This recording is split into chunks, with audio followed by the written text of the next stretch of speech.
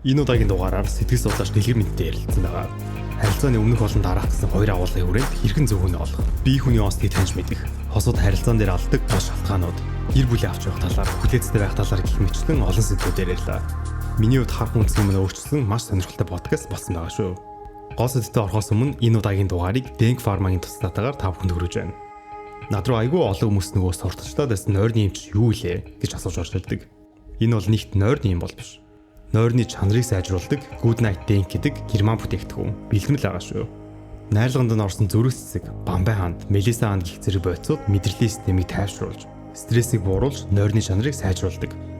Та өөртөө орхон бүх иймээс ангуудаас авах боломжтой ба унтахаас 30-аас 60 минут өмнө угаад хамгийн багадаа 2-7 хоног хэрэглэх юм шүү. Denk Pharma Good Night Denkтэй баярлалаа. Ингээд гол сэдвт орцгоё. За бүгдэнд өглөө өдөр оройн мэндийг хүргэе. Бүрий подкаст ээлжид тушинтай подкаст маань эхлэх бэлэн болсон байна. Тэгээд энэ удаагийн сэдвийг та бүхэн гарчнаас хараад хэлтинэ мэдсэн байх.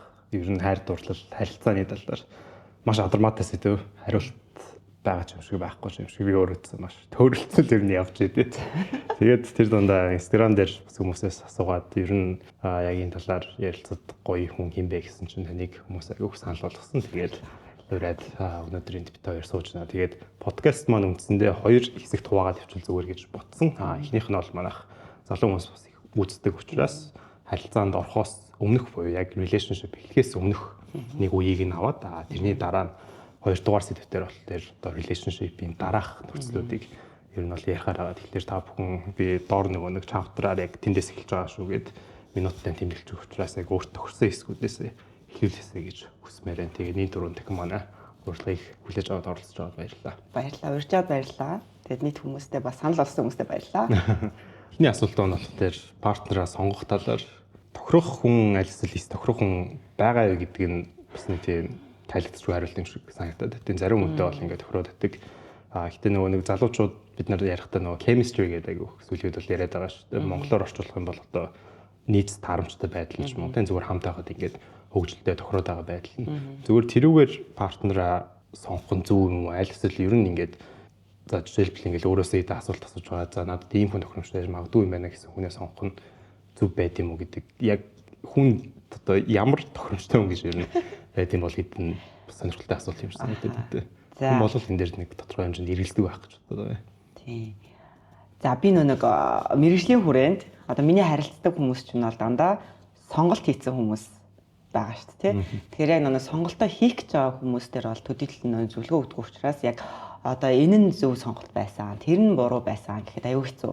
Зүгээр нэг яг сонголтоо хийчихсэн хүмүүстээр ингээ харахаар ямар хүмүүс нь илүү хоорондоо тохироод ямар хүмүүс нь магадгүй амьдралын туршид ингээд асуудал гардаг вэ гэл бас ялгаж болох бах тэгээд одоо сая өөрөө чи хэллээ шүү дээ ингээ юугаа дагах юм бэ одоо ингээд аюу гой chemistry гэдэг үг гараад тарцсан тэгэл нэг chemistry-га хүлээгээл гэхдээ тэр нь байгаа мөртлөө урт хугацаанд би чиний төлөө хамтдаа амьдрна гэдэг сонголт хийхгүй бол хичнээн гой chemistry байгаад сонголт авахгүй бол байхгүй шүү дээ тэгэхээр нэг одоо нэг энэ хайрын тухай энэ судалгаанууд ер нь одоо сэтгэл судлалын салбарт бол яг маш олон төрлөөр хийгдчихлээ л да. Одоо бол ингээд шууд тархи судлалын салбарт руу ороод ингээд яг хайранд дурлсан хүний тархины аль хэсэг ажилтдаг вэ? Тэ шаналж байгаа хүнийх нь аль нь ажилтдаг вэ? Сэтгэл хөдлөлтөөр нь аль нь ажилтдаг вэ гэл яг ингээд тархи судлал руу орчиж байгаа байхгүй. Яг 1960 оны судалгаанууд бол нэг юм философи суурьтай ер нь бол хайрыг ингэнэ гэдэг нэг философийн үндслүүдээр судалгаа хийж үзээд тэгээ тэрэн дээрээс нь одоо дүгнэлтүүд гаргадаг ч юм уу тиймэрхүү зүйлүүд хийдэг байсан тэгээ нэг хамгийн анхны одоо сексийн судалгаанууд энэ ч одоо яг 1960 онд хийж чад 70 оноос тэр чигээр зогссон байхгүй ер нь бол тэгэхээр энэ хайрын сэдв бол өөрөө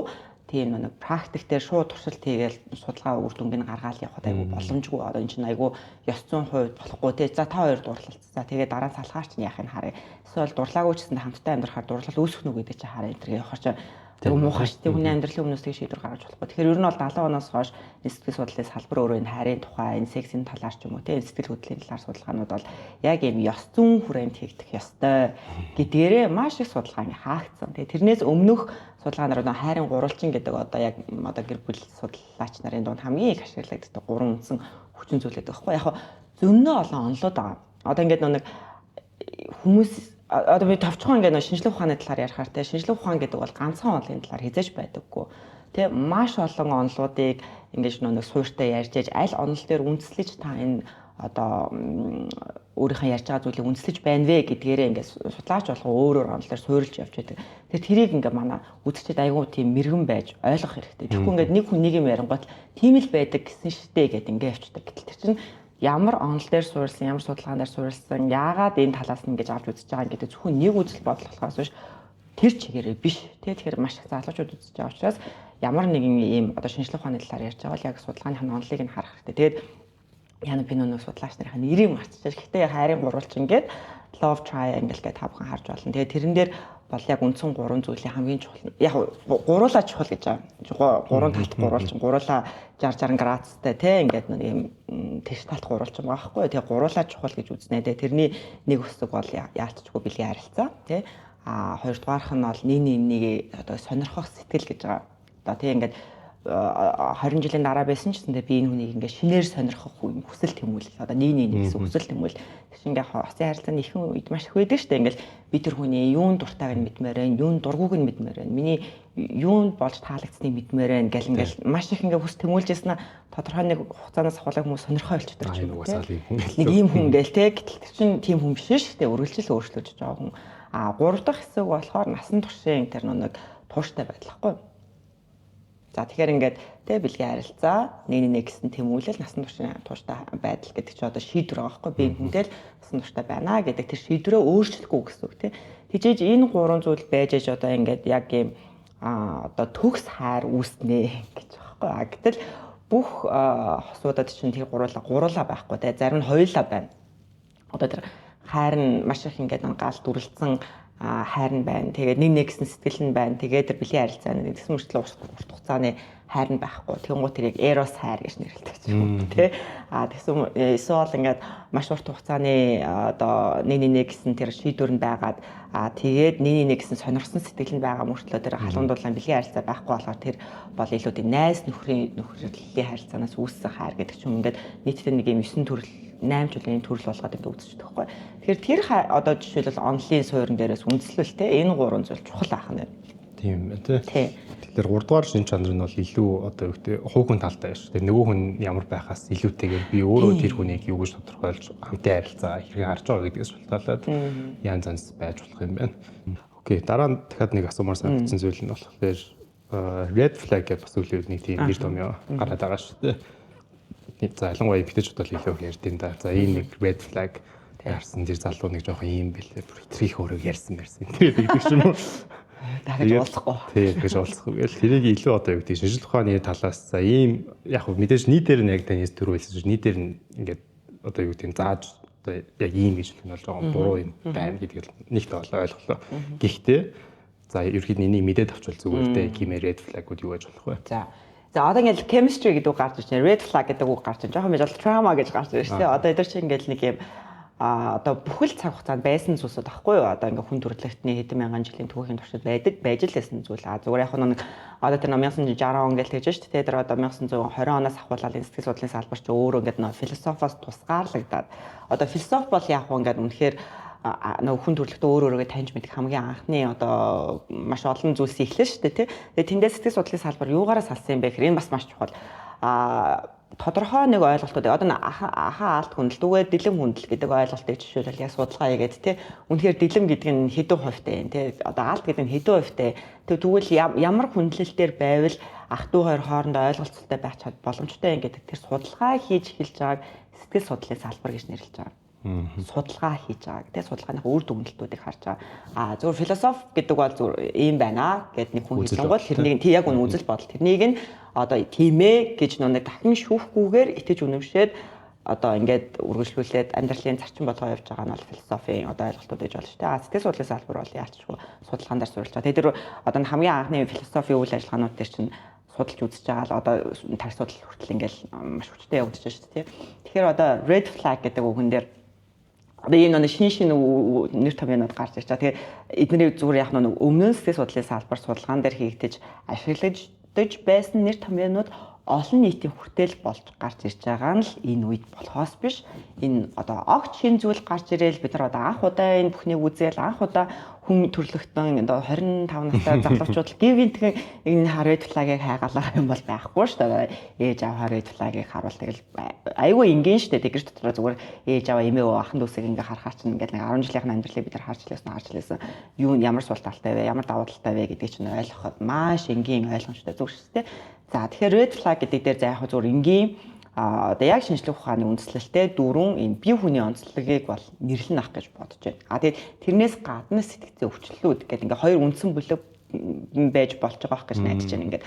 За яг тэрнээс гадна магадгүй нэг бага насны траума энэ гэж хуваагдчих болно л да. Гэхдээ тэр чинь өөрөө сэтгцийн жоохон гэмтлүүдтэй ингээд орчиж болно. Тэгэхээр яг үндсэн хоёр зүйлийг бүхэлд нь red flag гэж тодорхойлъё. За тэрэн дотор нь бие хүний онцлог гэдэг чинь одоо ингээд бидний генэнд өгөгдөж байгаа тийм. Бага хас ахуулаад цэцэрлэгийн багш нар найз нөхдөөсөө сурж байгаа, ажил дээр гараад сурж байгаа давуу болон сул талуудыг ерөнхийд нь ингээд нэг юм бие хүний онцлог гэж нэрлэж болно. Одоо personality гэдгээр нь англиар нь явчихдаг тийм. Тэнгууд энэ одоо онцлогууд чинь өөрөө эерэг онцлогууд, сөрөг онцлогууд гэж байгаа байхгүй юу? Одоо эргүүд ингээд тэгэхээр монголчуудын хэлээр тусч тийм нэгэндээ туссалдаг юм хан дүүсээ хүндэлдэг гэдэг чинь бол одоо монголчуудын нийтлэг юм бие хүний онцлог байгаа байхгүй юу? За тэгвэл сөрөг гэдэг дээр нь одоо дэлхийн нийт даяараа үндсэн дөрвийг нэрлэнэ. За тэрэн дотор чинь narcissism, за psychopath олны хэл дээр тийм гуравдугаарт нь Machiavellianism гэж байгаа. Machiavellianism яг одоо монголоор ингээд олон нүрт байдал энэ гэж орчуулдаг. За narcissism бол нэг өөрөөгөө хайрлах хайр шүү дээ тийм. Psychopath бол ийм маш хүчтэй үйлдэлүүд хийдэг тийм ингээд нэг ямар ч тийм бодох зурггүй шууд тэр доор нь үйлдэл хийдэг ийм hyper team хүмүүс гэсэн үг тийм гинтийн үйлдэлүүд хийдэг гинтийн хүчтэй ийм сөрөг үйлдэлүүдийг хийдэг. За Machiavellianism бол олон нүрт ингээд гаргаж чаддаг тийм ингээд тийшээс яриад тийштэй чиний зөвштэй тийшээс яриад тийштэй чиний зөвштэй бүгдэнд нь тийштэй та бүхний зөвштэй гэхдээ тэрэн дундаа хин тэгж яриад байгаа хин ч мэдэхгүй байж чаддаг гэсэн үг тийм. Дөрөвдүгüрт нь бол sadism гэдэг одоо сүүлч хэлээр орж ирж байгаа.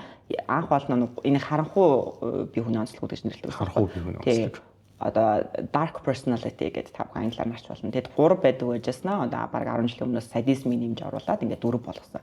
За энэ 4 бие хүний онцлогийг одоо ингээд хэлэнгуут ингээд нэгнээсээ хайгаал тий. Өө тэр нь psychopath байна гэл ингээд ах хэрэггүй.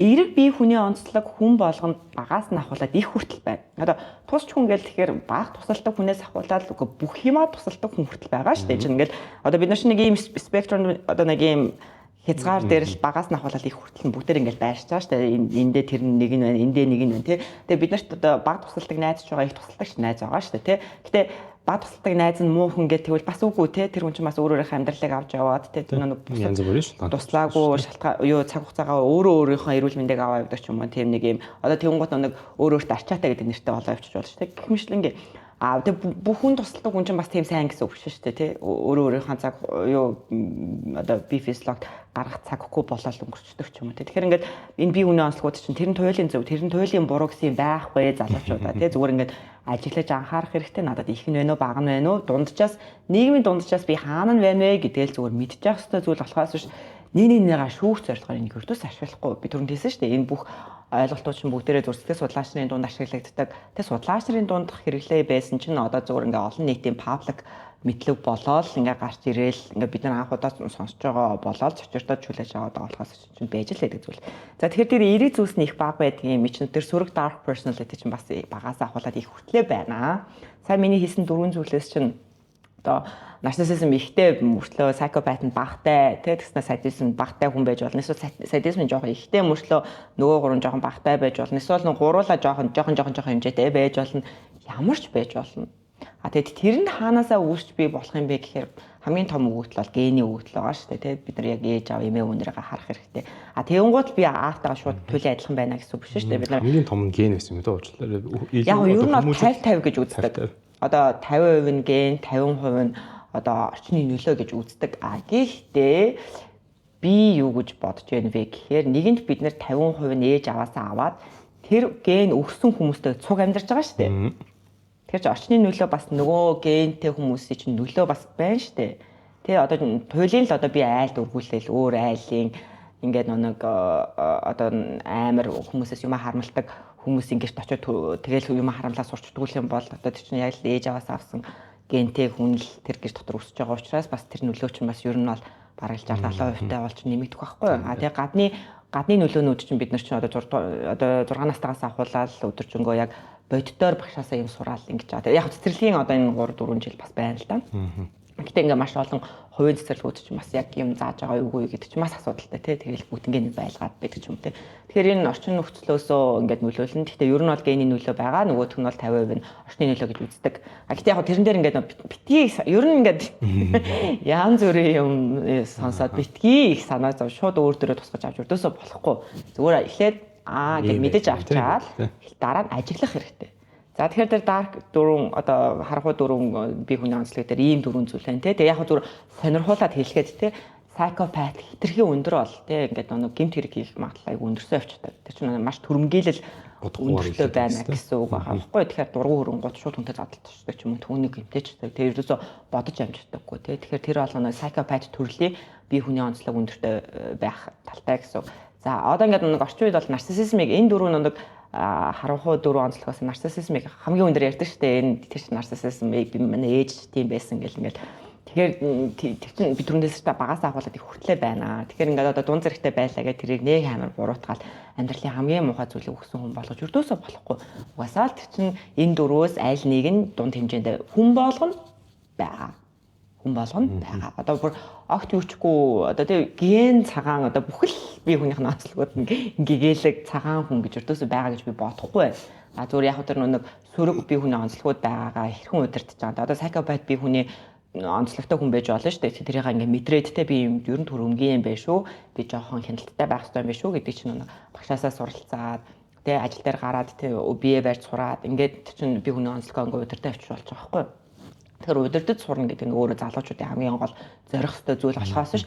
Надад тийм байгаа тэрний бурууд ээж аав гэл нэг тийм ямар ч хөдөлгөөнгүй те тэр нэг юм тэрийг юу ч өөрчлөхгүй тий тэгээд тэр нэг юм насаараа зүгээр гомдож гунхарсан гүү гэж шийдэж байгаа нэг шалтгаан болвол тий тэгэл тэр нэг тэгэл тэр чинь хэдэн жилээ тэрэн зориулаад итгэлтэй хайр амьдралын цаг хугацаа хэрэггүй шүү дээ зүгээр надад юу байна гэдэг маш гой боддоор гаргаж ирж хараад за надад нарциссизм жоохон өндөр байх шүү би энийгээ хинах хэрэгтэй ингээл тий өөрийгөө олны тунд өөрийгөө яг тэгж таних гэдэг айгүй хэцүү биш үү за жишээ нь ингээд за би жишээ нэрээ өөрийгөө ингээд нарциссист одоо оноогоо ч юм уу нэг тэгээс байлаа гэж бодоход тэгээд шинжий гэж бодъё л доо. Гэтэ за жишээ нь би өөртөө юу гэж бодох вэ гэвэл би угаасаа л ингээд юу гэдэг ингээд өөрийгөө хайрлахын зөв гэж боддог ч юм уу те ингээд өөртөө харалтай арчаатай байх хэрэгтэй гэдэг ч юм. Тэгээ би одоо нэг 10% ч юм уу альс 90% ч юм ингээд мэдхгүй болчихж байгаа байхгүй. Альс л зарим хүмүүс ингээд psychopath энэ төр гэсэн чсэн тэрийг бүр огт анзаарахгүй маш олон хүмүүс байгаа гэж боддог. Тэгээд би psychopath юм байна гэдэг хүлэн зөвшөөрөх чинь бас айгүй хэцүү шүү дээ. Тэр нэг өөрийнхөө сул талаа хүн хүлэн зөвшөөрөхгүйгээр ингээд өөр зүйл дээр анхаарлаа хандуулаад ингээл тэгэл явчихдаг. Тэгэхээр сэтгэл зүйн талаас нь яаж энэ яг жинхэнэ өөртөө ингээд нүүр тулна гэдэг алхмыг хийх вэ? За нэгдүгээрт нь тэгэхээр зөв мэдээлэл авах хэрэгтэй байна. Тэр маш чухал. Тэгэхгүй ингээд чи тийм байж тээ юмуд нь тэрэнд нь итгээл те би ингээл туйлыг өөрчлөгдөхгүй ийм хүн гэдэг. Одоо тэр бол маш аюултай буруу мэдээлэл. Тэр бол ямар ч шинжлэх ухааны суурьгүй. Одоо ингээд хүн төрөлхтөн бүгдээрэнд энэ дээр дөрвөн юмнаас аль нэг нь их бага хэмжээгээр байна. Аль нэг нь ч юм уу 2 ч юм уу 3 ч юм их бага хэмжээгээр байна гэдэг чинь миний бодлоор хамгийн шударга хуваарлан тараалт гэж бодож байгаа байхгүй юу? Хамгийн шударга одоо ингээд хойр ертөнцийн дээр туйлын бүх юм ингээл эрээг одоо Ганди гэдэг хүн ч гэсэн тий ямар ч тийм аль нэгэн харанхуй би хүний онцлог хөхүүгээр энэ амьдралыг дуусгасан гэж би итгэхгүй байхгүй юу? Айгуу асуудалтай л гэж яригдчих. Тийм тэгэхээр ингээл одоо бүхэл агуу хүмүүс одоо нарциссизм байгаа тий psychopath бадуу тодорхой хэмжээгээр одоо мэдхгүй Америк ч юм уу Монголын ч юм уу өдөртөгч нар донд байгаа. Тэгээ би нэг түрүүнд хэлжсэн шүү дээ. Ийм хүмүүс ийшээгээ ингээ одоо төвлөрөх магадлал их байдаг. Одоо psychopath жишээл ингээ гэмт хэрэг хийх магадлал өндөртэй гэдгсэн тийм. Machiavellianism жишээл улс төрд бүгдээрээ цуглах эрсдэл маш өндөртэй. Яа тэгэхээр нэг олон талт байдалд ингээ нэг тийшээж хараа тийм ээ чиний зөв ийшээж хараа таны зөв ийшээж хараа таны зөв гэж ярьж чадчих байгаа хүн чинь одоо энгийн тэр чадваргүй хүнд бол аюу хэцүү шүү дээ тийм. Шудраг бус байдал мэдрэгдэн тийм. Гэтэл Machiavellianism гэдэг тэр би хүний онцлог одоо тодорхой хэмжээнд байгаа хүмүүст бол тэр бол аюул боломжийн зүйл байхгүй. Тэгэхээр ингээд одоо ганцхан Монгол биш шүү дээ. Дэлхийн нийтээр улс төр тодорхой хэмжээний тийм нэг олон нүр гаргах шаардлагатай газруудад их байна. За нарциссизм жишээл хамгийн супер цалин өндөртэй corporate компаниудад ингээд төвлөрөх магадлалтай. Одоо жишээл Wall Street-ийн тэр одоо хувьцаан дээр тоглож байгаа хүмүүсийн тэр бол тийм маш өндөр нарциссизм юм одоо би хүний онцлогтой хүмүүс жишээл хамгийн амжилттай байж чаддаг тийм. Corporate-д ер нь бол нарциссизм маш өндөр байж ч өөрөө өөрийгөө нэг маркетинг хийн борлуулна тийм гэдэг ч юм уу тийм.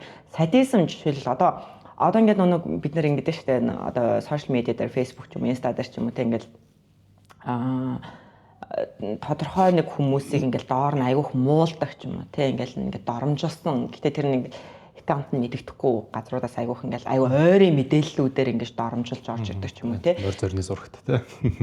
Ч юм уу те одоо за юуны цэцэгний зурагтай ч гэж олно штэ те. Тэгээд тэрэн дээр жишээлбэл ингээд одоо би бол жишээл хувьдаа амар ингээд гомдож момцдаг. Одоо миний пэйж нь бол тийм их доромжилсан юм байхгүй. Гэтэ нэг хаяа чи юугаа мэдтий ингээд бичиж надад чи ингээд айгүй хүнд тусаал нэрэл би юу ч мэдэхгүй байж магадгүй штэ гэж итгэх хэрсэлтэй штэ. Тэгээ би тэрнийг ингээд бодож байсан чинь нэг судалгаан дээр жишээлбэл энэ садист бие хүний онцлог өндөртэй хүмүүс бол одоогийн нийгмийн сүлжээн дээр нүрээ нууж хүмүүсийг гэмтэх. Садизм гэдэг чинь бусдыг гэмтээж түүнээс сэтгэл ханамж авч байгаа штэ. Тэгэхээр ингээд нэг олон аккаунттай байж тэг хүмүүсийг гэмтээ, хүмүүсийг доромжлох өвтгөх ийм одоо зүйлүүдийг хийх байдал айгүй хэссэн гэж үзэж байгаа байхгүй. Тэгэхээр тэрэн дээр чи одоо ингээл 10 өөр аккаунтнаас нэг зүйл бичлээ гэхэд тэр бүгдээр нэг хүн байх эрсдэл айгүй өндөр байгаа байхгүй. Тэр иймэрхүү зүйлсүүд дээр одоо энэ сошиал медиа дээр ингээд нэг одоо пэйж хөтлөж байгаа ийм хүмүүс те энийг бас айгүй сайн анхаарах хэрэгтэй. Энд чинь ингээд бие хүний онцлогуд явж байгаа. Энд ингээд маш их гомдож өөртөө тусгаж авч одоо өөрийгөө буруутгаж ч юм уу те ингээд өөрийгөө муу хүн энэ гэж бодох бас хэрэг хэцүү болчихж байгаа байхгүй. Тэгэхээр ингээд шинжлэх ухааны үүднээс тодорхой нэг үйлдэлүүдийг тайлбарлачаар айгүй ингээд сэтгэл амар энэ хүн бол магадгүй садист бие хүний онцлог өндөртэй байж магадгүй байна. Тэгэхээр ингээд би нэг өөртөө тусгаж авах хэрэггүй. Яг гэхдээ бүр ингээ бодитоор бичээд доромжлмоор байгаа хүн байгаа бол яг сайхан нүүр мөрөө бичээд чинь шударга нэг мэдрэмжтэй хүмүүс бол нүрээ гаргаал бичнэ шүү дээ тий. Яг ганцхан доромжлох биш шүү дээ. Тэр чинь буруу хийж байгаа зүйлийг шүүмжилж болно шүү дээ тий. Тэр тэрмхэр зүйлсүүд дээр бол яг өөрийнхөө одоо аккаунтаар ингээ бичдэг шүү дээ хүмүүс чинь ингээ энэ дээр би ийм өөр үзэл бодолтой байна гэдэг юм тий. Тэгэхээр тэр хоёр ийм одоо шүүмжилсэн доромжилсан постнууд ч хүртэл ингээ хоорондоо ялгаатай байна. Тийм байна. Сая тэгэхээр нэг өөр сэдвлөө ороход траума гэдэг нэг хальт дурдлаа шүү дээ. Траума айгуу чухал нөлөөлдөг гэж би бас тэгж ойлгоод байгаа юм байдлаар бол за шин над дээр нэг тохиолдсон үйл явдлын юм бэ гэхэлэр 4-5 жилийн өмнө нэг хүнтэй уулзаад тэгээд нэг сар орчим харилцаж үзэхэд тэр хүн надаас бараг 2-3 удаа ингээд эмэгтэй хүн гар урьжсэн үү гэж асуужсэн байхгүй. Тэгээд хожим нь ингээд олж мэдгнээ ингээд тийм трауматай байсан. Тэгээд тэрийг өөрөө ингээд мэдгүй тэр нэг илрээд гараад байд юм шиг байлээ. Тэгээд гол нь нөгөө нэг хүмүүс өөрсдөө траумагаа мэдгүй би өөрөө ч магадгүй мэдгүй ингээд бус түн ингээд нэг тийм энэ ямар сонь залуу гэмээр үйлдэлд гаргаж иж магадгүй. Тэгэхээр тэрийг яаж мэдэж авах вэ өөрийгөө? Надад ийм нэг асуудал байгаа даа. Би нэг шарах авцсан юм байна. Энийг эхлээд мэдгний харахгүй чухал байгаа шүү. Тэрний дараа эмчлэх ч юм уу сайжруулах тал руу орж болох байна. За траума бол одоо нэг орчин үед бол яг хүн өөрөөрөө таньж мэдхэд хамгийн суур үүдэл гэж байгаа шүү дээ. Тэгээд траума үүсдэг хамгийн том үндэс бол нэг гэр бүлийн орчин байгаа шүү дээ. Гэхдээ гэр бүлээс үүснэ гэсэн үг шүү дээ. Ерөнхийдөө үндсэн 3 төрлийн одоо хүчирхийлэл байгаа шүү дээ. Энэ чинь бол яг бие физиологийн тэр нь баян зодох ч юм уу те эсвэл одоо ээжээ аавыгаа зодуулж байгааг нь харах гэдэг ч юм уу эсвэл өөрөө бас ингэж нэг өртөх бие физиологийн тийм хүчирхийлэлд өртөх. Хоёрдугаарт нь сэтгэл санааны хүчирхийлэлтэй баян доромжлуулах одоо жишээл одоо чинь үнэхээр ингээд нарциссист ээжтэй хүн аавтай хүн бол яг л байнгын доромжлуул дарамтны дунд байна гэсэн үг шүү дээ. Тэгээд тэр хэмжээгээр нэг өөртөө итгэл тэгээ бусдад тэр нэг уур бухимдал түрэмгийлэл гэж бол бас өндөр байна тий. 3 дугаарт нь бол ялчгүй бэлгийн хүчирхийлэл тий. Тэгэхээр энэ 3 төрлийн хүчирхийлэл хэрвээ ингээд бага наснд ямар нэгэн байдлаар удаан хугацаанд үргэлжилсэн бол яг би ингээд нэг яагаад тэгж хэлж байгаа юм бэ гэхээр одоо нэг давтамж басны траумандас яг тэгэлчээр бас аюу хэцүүлтэй нэг удаа болсон үйл явдал дээр ч гэсэндээ маш хэмжээний траума үүсдэг тий. Гэхдээ нэг хамгийн хүнд гүнзгий траума бол яг давтамжтай үйлдэлүүд дээр л үүснэ. Хамгийн давтамжтай. Одоо юу гэдэг ингээд аав ээж хоёр нь одоо нэгэн тал нэг насанд хүрсэн хүмүүс шүү дээ. Ээж аав гэдэг чинь тэ нэг бас тэгэл бодохоор нэг 20 настай залуу хүмүүс байгаа шүү дээ. Тэгэл 2 3 хүүхэдтэй болчихсон ингээл сэтгэл санааны хямралтай ингээл одоо 90 оны амьдралыг ингээл бодохоор чинь тэгээ хэцүү тий. Тэр үед ингээд сэтгэл готролд орж байгаа ээж аав нар хүүхдээ магадгүй 1 жилийн туршид хэцүү байж байгаа тэр үед ингээд хитэд удаа гар хүрсэн бол тий. Тэр би бол шууд траума үүсгээл таныг өнөөдрийн энэ амьдралын чинь нөхцөлийг үүсгэн гэж би хэлэхгүй. Яг тэр ингээд үргэлжилж байгаа зогсож байгаа байхгүй. Тэр тэрнээс хойш ингээд нэг юм эрүүл харилцааны завар үүснэ. Ядаж ингээд хүүхдүүд гэртээ 50 унтдаг болно. Одоо шүн ингэж өсөж юу тий ходоод модод нүдэж болохгүй тий хүчирхийл зогсоод эхлэх юм бол чинь эдгэрээд ингээд явах боломжтой байхгүй. Харин бүр нэг 10 жилээр тий 15 жилээр ингээд бага насны туршид магадгүй 5 жилээр үргэлжилсэн яг саяын 3 төрлийн хүчирхийллийн хэлбэр явагдсан бол тий тэр бол таны одоо нэг бие хүний онцлог гэсэн шүү дээ. Тэр нь бол үнэхээр нөлөөлсөн байна. Тий тэр бол одоо тэрэн дээр ингээд нэг юу гэдэг өөрөөр байж болох уу гэж хайгаад ч юм уу тий хэрэггүй аль хэдийн таны бие хүний онцлог эдгээр 3 хүчирхийллийн загвараас гэмтэл үүссэн. Гэмтэл үүссэн гэдэг ингэнгууд одоо тэгвэл яаж эдгэрх юм бэ гэдэг зүйл яригддаг шүү дээ. Энэ бол яг нэг хүн өөрөө би ядаж эхлээд тий ямар хүчирхийлээс нь болж гэмтсэн бэ гэдэг дээр маш бодитоор нүүр тулах хэрэгтэй. Тэгээд энэ дээр яг уу сэтгэл судлаач нар бол ингээл заавал сэтгэл зүйн дэмжлэг авах хэрэгтэй гэж ярьдаг. Одоо ганцхан монголчууд дэлхийд даяараа тийм л дээ ингээл заавал тусгай хүнтэй байдаг гэж үздэг. Би бол илүү яг энэ тал дээр аюу сайн номнууд уншдаг ч юм уу те яг өөртөөгөө маш сайн танилцах яг энэ одоо нэгэн л геникээ хэлсэн юм чинь хамаатнуудын амьдралыг бас маш сайн харах хэрэгтэй. Надад ямар одоо ээжийн талын бие хүний онцлог ямар юм те бүгдээрээ ийм бусдыг буруутгадаг ийм сул талтай хүмүүс байна уу те аавын талынхаа ямар юм ингээл гэсэн чинь хамаа мөнгө үрчдэг сул талтай байна уу те тэгтээ давуу тал нь юу юм ингээл те унгууд бусдыг буруутгадаг гэсэн хүн болгон туслах гэж оролддог давуу талтай байна. За аавын талынх бол ингээд ямар нэг юм айгу хариуцлагатай байд юм байна. За гэсэн бол яваагүй байд юм байна те найс нөхдөдөө үнэнч байд юм байна гэдэг ч юм ингээд давуу сул талуудыг энэ маш сайн хараад тэгээд тийм одоо давуу сул талуудтай хүмүүс нэгдэж амьдраад яагаад тэр хэрүүл маргаан гараад яагаад би тэр хүчирхийлэлд өртөөдсэн бэ гэдэг ингээд боддоор ийм бие хүний онцлогтой хүмүүс хоорондоо үл ойлголцоод тэгээ нэг нь бухимдаад арх уугаад эсвэл нэг нь ингээд гэр орноо бодохгүй бусдыг бодож явж байгаа гэр оронд ирэхгүй одоо тийм хүмүүс бас байгаа шүү дээ. Ингээд эндээс маш их хэмжээний хэрүүл маргаан гарч ирсэн юм байна. Үл ойлголцол гарч ирсэн юм байна. Тэр бухимдал над дээр ирж ирсэн юм байна. Тэгээ тэр ингээд магадгүй 8 жил үргэлжилсэн юм байна. Намайг өсвөр нас хүртэл тэгээд би тэр бүхний дийлхэ болоод эмээ өөдөрөө очиж амьдарсан юм байна гэдэг ингээд түүхээ маш бодтойгоор ойлгомжтой өөртөө танилцуулах хэрэгтэй юм шиг санагддаг. Би тэрийг ингээд хүлээмж шуурах хэрэгтэй. Тэрнээс зүхтаах гэж оролдох, өөр хүний түүхээр амьдрах гэж оролдох. Тэ ингээд ийм одоо жоохон атаархуу сэтгэлийн би хүний онцлогтой хүн байвал ингээд би тэрнийхээ л амьдрамаар байна тэ. Тэрний хүүхэд наслахгүй байсан. Би тэгэл амьдрчвал би өнөөдөр илүү аз жаргалтай болох гээд байна. Би хосын харилцаанд дээр сэтгэл ханамжтай, би карьер дээр сэтгэл ханамжтай гэл ингээл нөх хүний амьдрал руу ороод явчихвал юм бол өөртөөс таны өөрийн амьдралын тэр түүх чинь бичигдэхгүй. Хүлэмж шүрхтэй хүн хүлэмж шүрхгүй. Тэгээд тэр би махад чинь нийтгэрэл нь явагдахгүй. Ингээл хойшлуулаад байдаг байхгүй юу? Тэгэхээр яг ингээд миний хүүхэд нас бол яг ингэж өнгөрсөн. Би бол яг ийм гаралтай юм хүн юм байна. Ингээд маш сайхан ингээд хүлэмж шүрөөд надад үүнээс ийм гэмтлүүд үүссэн юм байна гэдгийг ингээд одоо нэгэн л трама гэдэг чинь ердөөсөө тэр цаг хугацаануудаа тэр чигээр нь бид нар тархины үйл ажиллагаач ойлгох толноос хасдаг байхгүй юу? Харин тийм гэсэн. Тий. Одоо бидний тархин хамгаалах гэж. Ердөөсөө л бидний төлөө амьдарч байгаа хамгийн том ч явах те хамгийн ухаалаг юм эд эрхтэн байгаа шүү дээ тий. Тэгэл энэ бүхнийг чинь нэг бидний цаашдаа сайхан амьдраасай тий эрүүл сарвал амьдраасай одоо энэ нийгэмдээ сайн яваад те гэр бүл дээр одоо яг ч тэгж үүсэх байх л та. Ядаж урт хугацаанд одоо энэ биеийг авч яваасаа гэдэг зорилгоор аль болохны эрүүл байхын тулд хамгийн тийм хүчтэй гэмтсэн дурсамжуудыг бүгднийг цэвэрлжээд тийм учраас нэг одоо зодуулж байсан бол хамгийн хүчтэй зодуулж байсан тэр үеийг сандаггүй ч юм уу те яг юу болоод яагаад гэснээ сандаггүй ч юм уу те тийм хүчтэй зүйлүүдээ санах гэж оролдоод хэрэггүй нэг нь л тарих энэний санаад хэрэггүй гэж таны өмнөөс шийдвэр гаргаад устгалд оруулсан байгаа зүйлээ тэр харахуугаас ингээл ухаж гаргаж ирээ яа нэг хүч юу болсон бэлээ гэл ингэнгууд шал өөр төвчтэй байхгүй яг боддоор байснаас шал өөр төвх одоо яг ингээд намайг үзэн ядаад лоцсон гэдэг төвчтэй байхгүй гэтэл тэр чинь тийм биш шүү дээ тэр одоо би сая хэлж байгаа тийм насан турш хүмүүсийн амьдрал сэтгэл готрол болох нь тодорхой ажлын хашрал болох нь тодорхой тэгээ тийм ядуурлын дунд амьдарч байсан гэр бүлүүдэд энэ чинь одоо бүр сэтгцийн зөндөө алган асуудал донд явж явах байсан тодорхой байхгүй юу. Одоо бид нар ч мөр ядуурл нь гайгүй болж байгаа мөртлөө энэ сэтгцийн асуудал чинь одоо нийгэмд аюу өндөр шүү дээ тий. Тэгэд бидний өнөөдрийн 20 30 нас 40 наснд ийм байхад чинь тэр 90 оны юу ч байхгүй өдөхөө олгүй байсан үеих гэдэг чинь бол ядуурл хэсэг тусам сэтгцийн асуудал угаасаа хэсэг тодорхой. Тэгэхээр ер нь ийм гэмтэлгүй одоо хүүхэд одоо Монголд өсөж торно гэдэг чинь өөрөө одоо 90 оны үед ч юм уу за бүр дээр үе тий боломжгүй байсан л гэж би бараг хэлнэ. Гэдэг нь одоо 100% бүгдээрээ травматай гэж хэлэх гээд байгаа юм биш. Гэхдээ одоо би сая хэлсэн шүү дээ ядуурл өндөр байх тусам травмагийн эрсдэл шууд нэмэгдэнэ.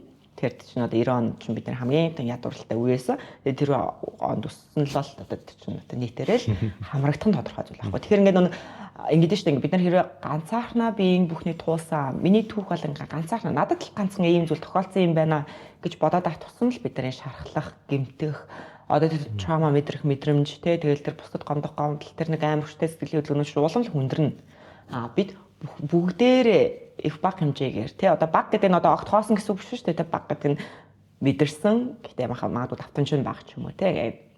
Гэхдээ хүнд хүртлээ ингээд бүгд тодорхой хэмжээнд тэр бүхнийг мэдэрсэн ингээд эхлэх юм бол хүлээмжшөөрөх байдлаараа ингээд тайвшраад ингээд эхэлнэ. За тэгээд хүлээмжшөөрөөд эхлэх юм бол за тэгвэл одоо миний хаана гэмтэл байна вэ гэдэг чи айгуу сайхан хайн штэ. Нэгдүгээрт нь одоо тэр нэг өөрийгөө эхлээд хүлээмжшөөрөх гэсэн штэ. Тэгээд сайхан тэр түүхээ маш ойлгомжтойгоор боддоор хамгийн гол нь боддоор нэг юм юу ингээд нэг юм юу хүндрүүлж бичихгүйгээр хүндрүүлж бодохгүйгээр тийм ингээл заавал хамгийн хүнд травматай бий болох албагүй шүү дээ. Төсөөлөхгүй тийм байгаа байдлаар одоо бол ингээд маш их юм хэтрүүлсэн юм төсөөлөлтэй хүмүүс байгаа даахгүй залуучуудын нүн ингээл хэтрүүлэхтэй ингээл одоо бүр ингээл Тэ ингээл одоо өрөөндөө ганцаарнаа 2 өдөр байснаа гал ингээл ээж аа намайг огтхонч тоож байгаагүй тэ ингээл миний одоо хүүхэд нас бол ингээл өрөөндөө л ганцаарнаа ингээл амьдрал хинч намаа бараг тэр гэр дотор байхгүй байж байгааг анзаардгүй байсан гэдэг түүх байгаад байгаа. Гэтэл бол тэр чинь огт бодит тусан шүү дээ. Нэг нь л гэр дотор байгаа л тэр ядаж ингээд чихээр сонсоод ингээл тэр хүүхэд юу хийж जैन тэ боссон байна уу? Хоол идэх гээд яваад байна уу? Тоглоод байна уу? Бүгдийг мэдчихэж байгаа. Ээж аав нар бүгд мэдчихэж байгаа. Тэр нэг гэр дотор байж байгаа гэсэн тэр 5 мэдрэх үү бид нар хүссэн хүсээг угаасаа л ажиллагаатай байгаа байхгүй.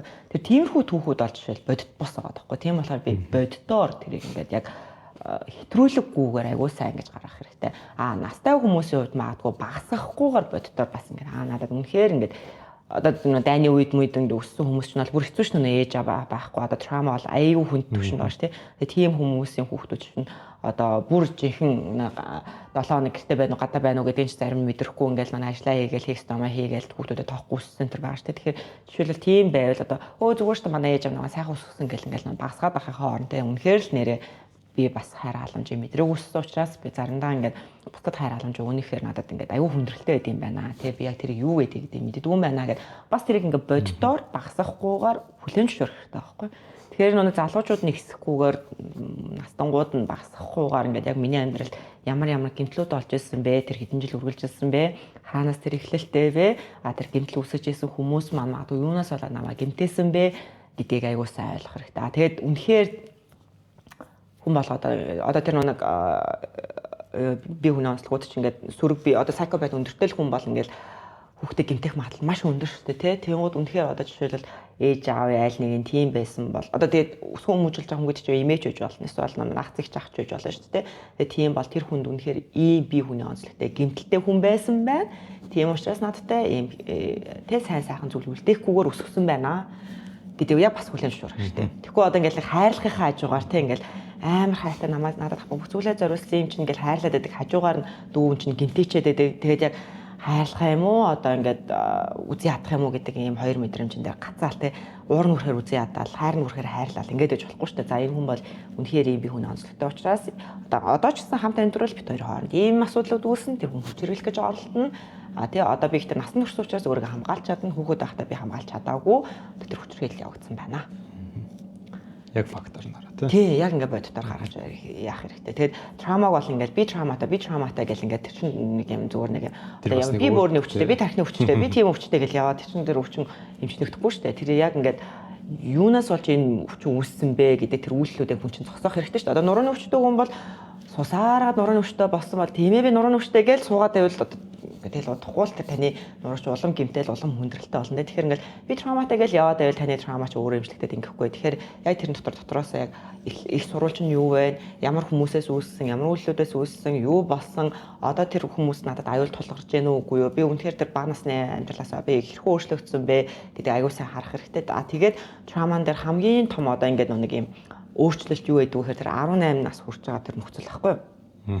Би дахиж хүмүүсийн үгээр тий одоо өөрийгөө ингэж гэмтээлгэх үйлдэлд орохгүй. Одоо юу гэдэг ингэж би өөрийгөө хамгаалах боломжтой болсон. Би 18 нас хүрснээрээ сэтгэл санааны болон би физиологийн болон тэр одоо бэлгийн одоо ямар нэгэн байдлын тийм дарамтанд бол би өөрийгөө оруулахгүй өөрийгөө хамгаалж сурсан. Заавал 18 хүрэх албагүй шүү дээ. 14 дэх хойш би өөрийгөө хамгаалнаа. Хинч намайг гэмтэхгүй, хинч одоо ингэж дахиж би ингэж гэмтэлд орохгүй гэж яг ингэж нэг одоо бие физиологоо бид нэг одоо тархин өөрөө шийдэж хамгаалж байна гэсэн үг байхгүй. Тэр үйл явдлаа хийдэг болсон учраас бид нар нас биед хүрсэн учраас хинч таны дахиж тэгж гэмтээхгүй гэдэг бол бас нэг траума идгэх маш том юм одоо үе таалга нэгдэж байна гэсэн үг. Тэрийг бас сонголтоо өөрөөгээ тий. Тий. Хүлээмжшөөрөөд одоо тэр маш том эрх мэдэл танд ирж байгаа гэдэг бас хүлээмжшөөрөх хэрэгтэй. За тэгэхээр 2 дугаар хэсгэн дээр болохоор харилцааны дараах зүйлсийн талаар ярилцъя гэж бодож байна. Тэгээд сайхан би бас яг бас нэг судалгаа хизээ хаана ямар их сурвалжтай уншсан санахгүй байгаа гэсэн саллын магадлал бүр маш их байгаа юм. Асар их байгаа Монголд. Ялангуяа залуучууд. Тэгээд ингээ хайртай дуртай гээд суучдаг, хүүхдтэй болчдөг. Тэгсэн мөртлөөс дийлэх нь ингээд салаад дуусдаг. Миний 90 тойрондс маш олноос ингээл маам сингл дайдууд байгаа. Тэгээд харилцаагаа ингэж доктортой авч чадахгүй байгаа шалтгаан өнөөдрийн Монголд ямар шалтгаанууд байгаа вэ? За, ганцхан Монголд биш. Клиник даяараа эмэгтэйчүүдийн орлого нэмэгдэж байгаа. За энэ бол бүр яг ингээд хамгийн том шалтгаан. Эмэгтэйчүүдийн орлого нэмэгдэж байгаатай холбоотойгоор одоо гэр бүл салтууд бол нэг эрчимтэй нэмэгдэж байгаа. Тэгээд эмэгтэйчүүдийн орлого бас нэмэгдэх болсон хамгийн том шалтгаанч бас энэ ковидтэй холбоотой шүү дээ. Тэгээд ер нь ингээд зүгээр орлогын ингээд юг хараад үзэх юм бол үргэлжил гэрээс гадуурх ажлууд илүү орлого олдог байсан тий. Гэрээс гадуур заавал тэр санхүүгийн одоо корпорацид очиж ажиллах хэрэгтэй, уул уурхад очиж ажиллах хэрэгтэй. Тэгээ гэрээсээ гарч явах хэрэгтэй. Тэгээ хүнд хүчээр ажил хийх хэрэгтэй. Тэгээ тэрэнд илүү ирчүүдсэн. Тэгэхээр нэг гэр бүлийн хамгийн их өндөр орлоготой хүмүүс бол ингээл түүхэндээ дэлхийн нийт даяараа л ирчүүдэл байлаа шүү дээ, тий. Ковид болсонтой холбоотойгоор гэр дотор орлого олох боломжууд шууд огцом нэмэгдсэн.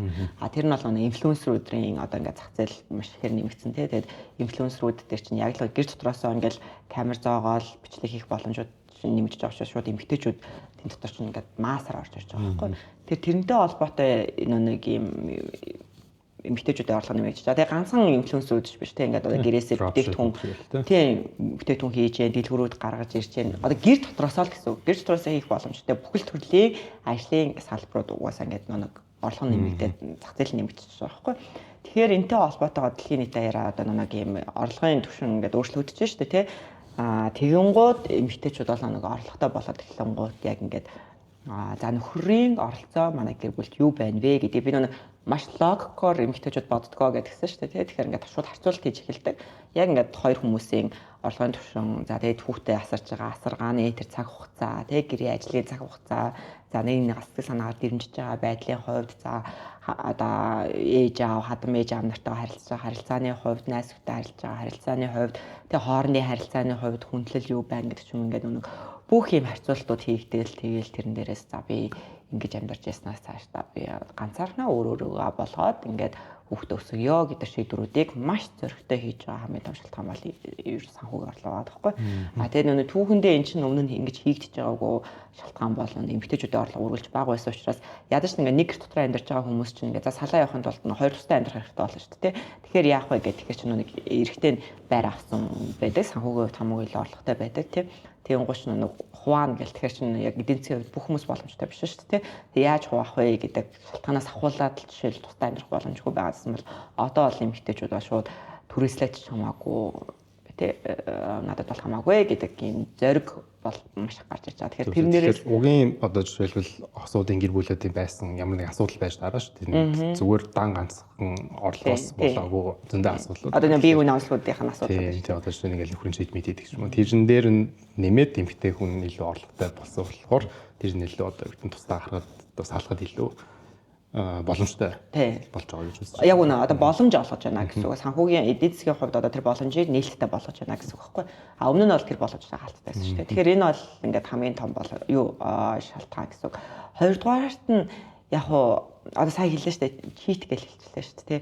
Одоо нэгэн дэлхийн нийт даяараа өөрчлөгдөж шүү дээ. Ингээд хүн болгон өөрийнхөө хүссэн загвараар амьдрнаа. Би одоо нэг хүний төлөө амьдрах тэгээ одоо ингээд хамтын амьдралын төлөө амьдрах гэдэг сонголтноос илүү яг нэг өөрийнхөө сэтгэл ханамжийн төлөө амьдрах гэдэг одоо философийн хувьд тий дэлхийн нийт чинь бас ингээд өөрчлөгдөөд илүү өөрийнхөө аз жаргал өөрийнхөө сэтгэл ханамжийн төлөө өөрийнхөө одоо ингээд амар тайван байдлын төлөө гэдэг нэг юм бие хүн төвлөрсөн энэ загвар руу орж шít. Одоо тэр насан туршийн урт хугацааны шийдвэр гаргалт гэдэг чинь дундаа ингээд шийдвэр нь өөрчлөгдөж болохоор юм байна гэдэг одоо ойлгоод тий. Тэгээд эхлэн гууд тэрэн дээр чинь яг нэг миний аз жаргал хаана байгаа байлаа гэл тэгэн гууд чинь нэг өмнө нь бол нэг за энэ хүн л аз жаргалтай байл энэ хүн л надад таартай юм чинь ингээд би хүний онцлогуудыг ингээд хүлэн зөвшөөрдөг юм бол одоо л тэр чинь зөвшөөрөхгүй болчих жоохоо. Тэгээд гэр бүл салтын хамгийн том шалтгаан бол яг энэ араар тавилт л та. Тэгэхээр одоо араар тавилт босон тохиолдолд одоо гэр бүлүүд бол одоо шууд ингээд надад хайргүй бол одоо хоёлаа салъя гэдэг чинь эмэгтэйчүүдийн шийдвэр гэсэн үг шүү дээ. Тэр ингээ хаш салж байгаа. Тэгээд яг би тэгтээ тэрнгээрээ ингээд өмнө нь хүмүүс ингээд нэг араар тавиад тэгээд тэр нь ингээл эмгтээчүүд хүлэн зөвшөөрөл амьдраад байдаг байсан шүү дээ гэдэг тийм юмыг олоход гаргаж ирмээргүй байна. Бүхэл цаг хугацаанд одоо энэ гэр бүл салтын хамгийн том шалтгаан бол араар тавилт. Тэгээд яагаад хүмүүс хамтдаа байх шийдвэрүүдийг гаргадаг вэ гэхээр тэр хүн өөрчлөгднө гэдэг итгэл найдварыг бий болгодог. Тэг ингээд нэг юм бас архины хамааралтай бас төстэй. Тэг ингээд тэр архинасаа гарнаа гэдэг шиг юм амлалтыг өгдөг тий сайжралтуудыг хийдэг ингээд тодорхой хугацаануудын туршид өөрийгөө өөрчилдөг ч юм уу тийм учраас нэг итгэл найдвар шинээр бий болоод тэгээд хамтдаа байх шийдвэрүүдийг энэ гаргадаг. Тэрнээс ч нэг одооны эмэгтэйчүүд илүү их юм одоо хүчтэй зоригтой учраас тийм бидний ээж аав нар бол тэр шийдвэрийг гаргаж чадаагүй хамтдаа үлдсэн яа тохир сул дорой учраас гэдэг ч юм уу би тийм бас юмнуудыг гаргаж ирмээргүй байна. Тэр нэг хүч чадлын хувьд бол бүхэл цаг үед эмэгтэйчүүд бол тэ өөртөө төлөө хүүхдүүдийн төлөө юу ч хийгээд бэлэн л байдаг. Зүгээр эдийн засгийн нөхцөл бол гарч ирж байгаа дээрээс нэг юм тэр хүнээ биш өөрийнхөө илүү сэтгэл ханамжийг илүү одоо бий болгох гэдэг тэр хандлага хоёр илүү тийм боломжуудыг гаргаж байгаа гэж бодож байна. Зүгээр асуудал бол яг бүхэл цаг хугацаанд араар тавилт тэ тэр архины хамаарал. Одоо бол тоглоомын хамаарал ч юм уу тэ ингээл асуудлууд бол хүндрээч ч юм өөрчлөгдөж ч юм ингээл байсаар л байна. Шалтгаан нь бол тийм юм байж. Тэгвэл ер нь ямар гаргалгаа байх хэвээр нэгэнт ингээд суудсан нэгэрт орцсон харилцаагаа аль удаан авчмаар байгаа гэдэг. Тэгэхээр нөхөр талаас ч юм уу эхнэр талаас алаас л хамтдаа ямар хичээл зүтгэл гаргавал тухайн харилцаа удаан үргэлжлэх боломжтой байд юм бол аль аль нь сул талтай гэдэг одоо эхнэрч нөхөрч эхлээд нэгдүгээр нь хүлэн зөвшөөрөх хэрэгтэй. Одоо нэг ээж аав нарын үед бол юу ч болж исэн хамтдаа амьдрах ёстой гэдэг чинь ингээд тэр хүн ингээд сул талд харагдаад байхад чинь ч гэсэндээ ингээд нэг хамтдаа амьдрах шийдвэр одоо тэр нэг юу нь илүү урт хугацааны тэр коммитмент тий урт хугацаанд хамт байх гэдэг зүйл нь одоо ингээд зарчмын хувьд дараалалаараа энэ нь илүү вэ шүү дээ тий би хүүхдүүдийнхээ төлөө урт хугацаанд насан туршдаа хүнтэй хамт амьдрах ёстой гэдэг тэр шийдвэр нь өндөр тий тэгээд дараа нь одоо тэр нэг сул талын би яах вэ би нэг өөрчлөлмөр байна гэдэг нэг шаардлага дараа нь байдаг байсан бол одоо ингээд байран солигдоод эхлээ чи өөрчлөгдөө тэгжээж хоёулаа хамт амьдрнаа гэдэг нөхцөл тавьчихж байгаа байхгүй юу? Ойлгомжтой тийм. Тэгэхээр дараа л нь өөрчлөгдсөн. Тэгэнгүүт нь өөрчлөгдөө гэдэг ихэр чи одоо ингээл тэр хүн шууд өөрчлөгдөл 2 жилийн дотор тийм ингээл амар хамаарал өндөртэй байсан үйлдэлээ өөрчлөөл огт өөр хүн болоод ингээд явахад аюу хүндрэлтэй шүү дээ тийм. Тэгэхээр чинь насан туршдаа болдог үйл явц. Тэрний хажууд нэг хаажууд зүгээр дэмжиж би чиний хажууд байна чи өөрчлөгдөж чаднаа гэж өмнө нь бол ингээд хичээл зүтгэл гаргаад итгэж явдаг байсан бол одоо л чи 2 жилийн дотор өөрчлөлтгүй хоёлаа салнаа гэдэг ингээд байр нь өөрчлөгдөж байгаа байхгүй. Тэгэхээр чин миний бодлоор бол хэрвээ үнэхээр ингээд тэр залуу хүмүүс те урт хугацааны насан туршийн харилцаа үүсэж байгаа юу үгүй гэдэг дээр шийдвэр гаргах хэрэгтэй. Эхлээд яг үнэхээр насан туршийн урт хугацааны одоо ээж аав нар эмээ өвгөнөр их чигээ тийм урт хугацааны харилцаа та хүсэж гэнэ үү? Одоо хоёулаа хүсэж гэнэ үү? Гэдгийг бодох хэрэгтэй. Тэрний дараа одоо тэгвэл ямар үйлчлүүд нь ингээд ер нь амьдралын туршид өөрчлөгдөх хэрэгтэй юм бэ гэдэг дээр нь дараа нь анхаарлаа хандуурах. Тэр нь ихтэй одоо гэрлэхээс өмнө гэсэн үг аль эсвэл магадгүй ингээд одоо юу гэдэг гэрэлтний дараа тэгэхээр тэрийг гаргаж ирээд харин хамгийн анх ердөөсөө хоёр гэр бүл болж байгаагүй хоёлаа энэ хүн одоо би энэ хүнтэй насан туршдаа хамтын амьдрал үүсгэнэ гэдэг одоо тэр нэг урт хугацааны тууштай байдлыг эхлээд бий болох хэрэгтэй. Ядаж бүр ингээд за би суунаа одоо энэ хүнтэй л амьдрнаа гэдэг тэр хүнээ сонгохоос өмнө хүртэл би хүнтэй насан туршдаа хамтаа амьдрнаа гэдэг итгэл үнэмшилтэй байх хэрэгтэй. Тэгэхгүй болохоо хэлж салчна. Гэдгэлэгтэй маш их байгаад байгаа юм шүү дээ. Гэдэг хандлага чинь болохоо байлж салнаа гэдэг чинь тэр чинь бидний зорилго байхгүй юу? Тэгэл болохоо ойлгохоор нь салнаа гэсэн юм чинь угаасаа болохоо ойлгох нь тодорхой шүү дээ. Хүний амьдрал чинь аль нэг сул талаас. Тий, хасаа бүтэнсээ нүглээ босдгоо бол болохоо болчихж байгаа байхгүй юу? Тэр чинь юу ч хийдэггүй. Надад ерөөсөө тусалдаггүй. Тэгээ тийм хүнээр би яах юм гэдэг рүү орчих жоохгүй. Тэгэл болохоо олчихоор нь салнаа гэдэг нь тэгэл хасаа бүтэнсээ нүглээ босдоггүй өдөржингөө унтдаг учраас би салнаа гэхэд чинь хүртэл ингээд одоо бол ингээд бараг боломжийн салах боломжийн нөхцөл дэвшил сонсогдож байгаа байхгүй зарим хүмүүсийн хувьд тийм хайр халамжгүй хүнээр яадгийн гэдэг ч юм те. Тэгэхээр одоо анханасаа л ингээд би одоо болохоо болчуу салнаа, насан туршдаа амьдрнаа гэдэг тэр хоёр нэг бидний нэг амьдралын зорилго байна шүү дээ. Нэг юм одоо амжилттай амьдрнаа ч юм уу, сайн хүн байна, хүүхдүүдэд сайхан өсгөнө гэдэг нэг насан туршийн зорилготой ч л адилхан байх хэрэгтэй. Тэгэхгүй хүнтэй сууж байгаа л байдлыг харж чад болно гэвэл одоо тэгээд одоо карьер дээр ч гэсэн тийм шүү дээ. Байж байгаа л за байдлыг харж байгаа гарна гэвэл 2 жил болол гарна. 6 сар болол ажлаас гарна шүү дээ. Тэгэхгүй би энэ байгууллагад ороод үнэхээр ингээд энэ мэргэжлийнхаа хүрээнд ийм зүйлсүүдийг хийгээд дараа нь ийм зүйлсүүдийг би хийх одоо суураа эндээс тавиад тэрний дараа ингэнэ гэдэг чинь бүр ингээд урт хугацааныхаа карьерийг тэр хүн ингээд хараад зориод тэгээ тэр мэргэжлийг эзэмшээд тэгээ тэр ажилдаа ороод тэгээ тэр амжилтуудыг гаргаад ингээд бүр урт хугацааны юм ярьж байгаа шүү дээ. Алс хийтээ. Гэр бүл дээр ч гэсэн тэгээд болохоо ойлоод болно гэвэл болохоо ойлоод болно. Тэр чинь болохоо болох бүр хэдэн зуун шалтгаан ингээд жилд гарч ирнэ шүү дээ. Тэгэл хүүхдтэй болох чинь бүр болохоо байх хамгийн ихний шалтгаан.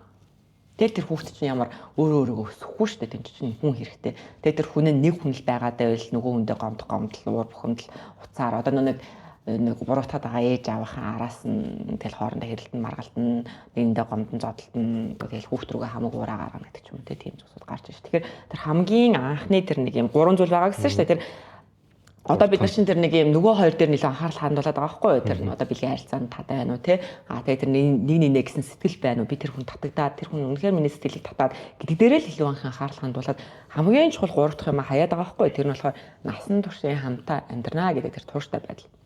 Тэр зүйл байх хэрэгтэй. Тэгжээж тэр яг одоо хамтын амьдрал үүснэ. Тэр зүйлээ замдаа үүсэндээ ч юм уу те эсвэл нэг тожж байгаа болондоо гэдэг ч юм. Эсвэл өөрөө тийм тууштай байдалтай мөртлөө эхнэрийнхээ нөхрийнхөө тууштай байгаа эсгийг мэдэхгүй.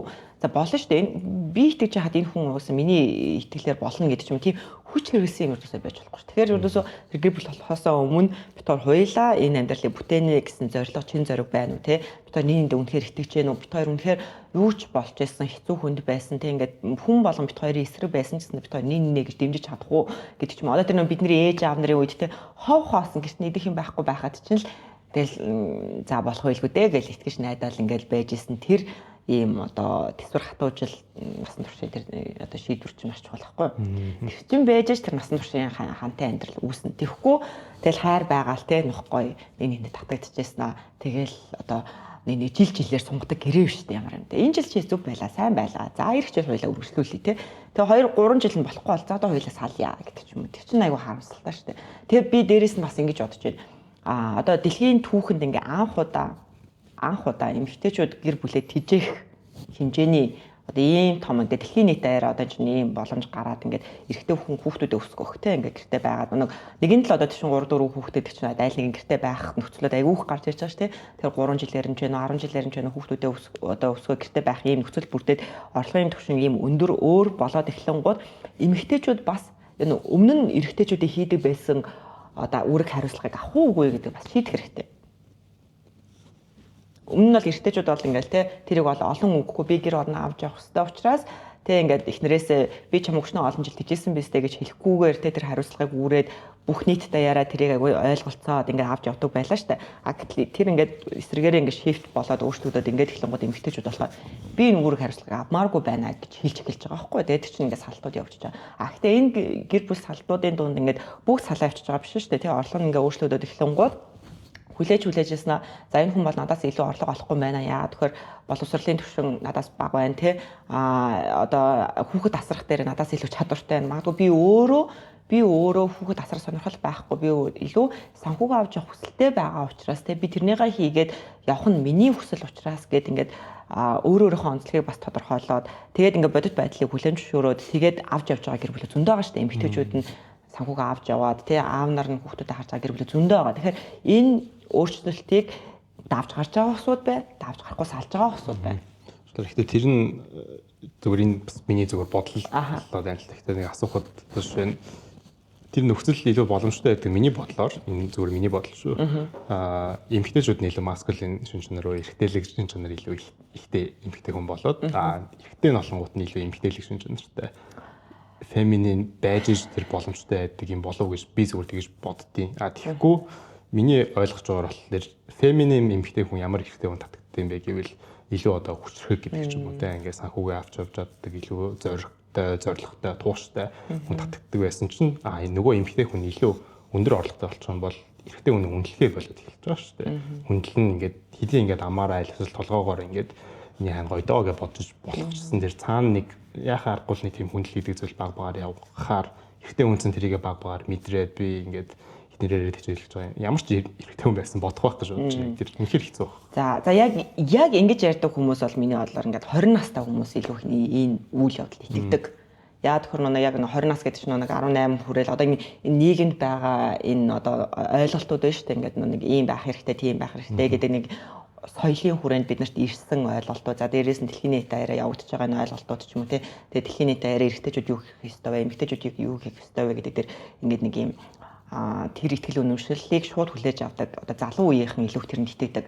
30, 40, 50 бодоод эхлэнгууч нэг юм хүүхэд өсгөөд ээж аваа хажуугаар нь авч яваал тэр нь амьдралын одоо зөндөө олон асуудлуудын дунд ингээл шийдээл зарим үед нь шийдэж чадахгүй хуйлаа унаал ингээл олон зүйлийг хийгээд аваад гарч байгаа хүмүүсийн хувьд бол аль боломжтой гэр орноо аваа явж болно гэдэг ийм ихтгэл үнэмшилтэй болж эхэлдэг. Одоо тийч нэг 20 настай бол нийгмийн хүлээлтэнд илүү их ингэж итгэж үнэмшдэг. 30 40 50 болоод эхлэнгууч нь хоорондоо тий хоёулаа хоорондоо ярилцаад юунд итгэж үнэмших вэ гэдэг шийдвэрлэж байгаа шүү дээ.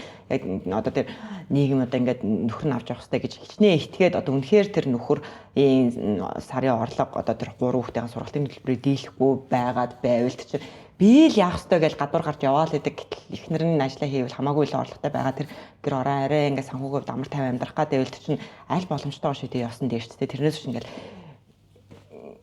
ядарна шүү дээ ингээд өөрөө ч ядарна одоо тэгэхээр би бол удаан хугацаанд амьдраад яг үнэхээр одоо нэг ингэж нэг төмөр байдаг бол тэг ингээд хэвэнд ороод ингээд эхлэхээр хүн болгоны тэр хэв бол өөр л зохиогдож гарч ирээл тэгэл тэр нь л тэр хоёр хүний амьдралд хамгийн зөв нь гол нь тэр хэв бол ингээд хамтдаа байж үлдэх нь л чухал шүү дээ.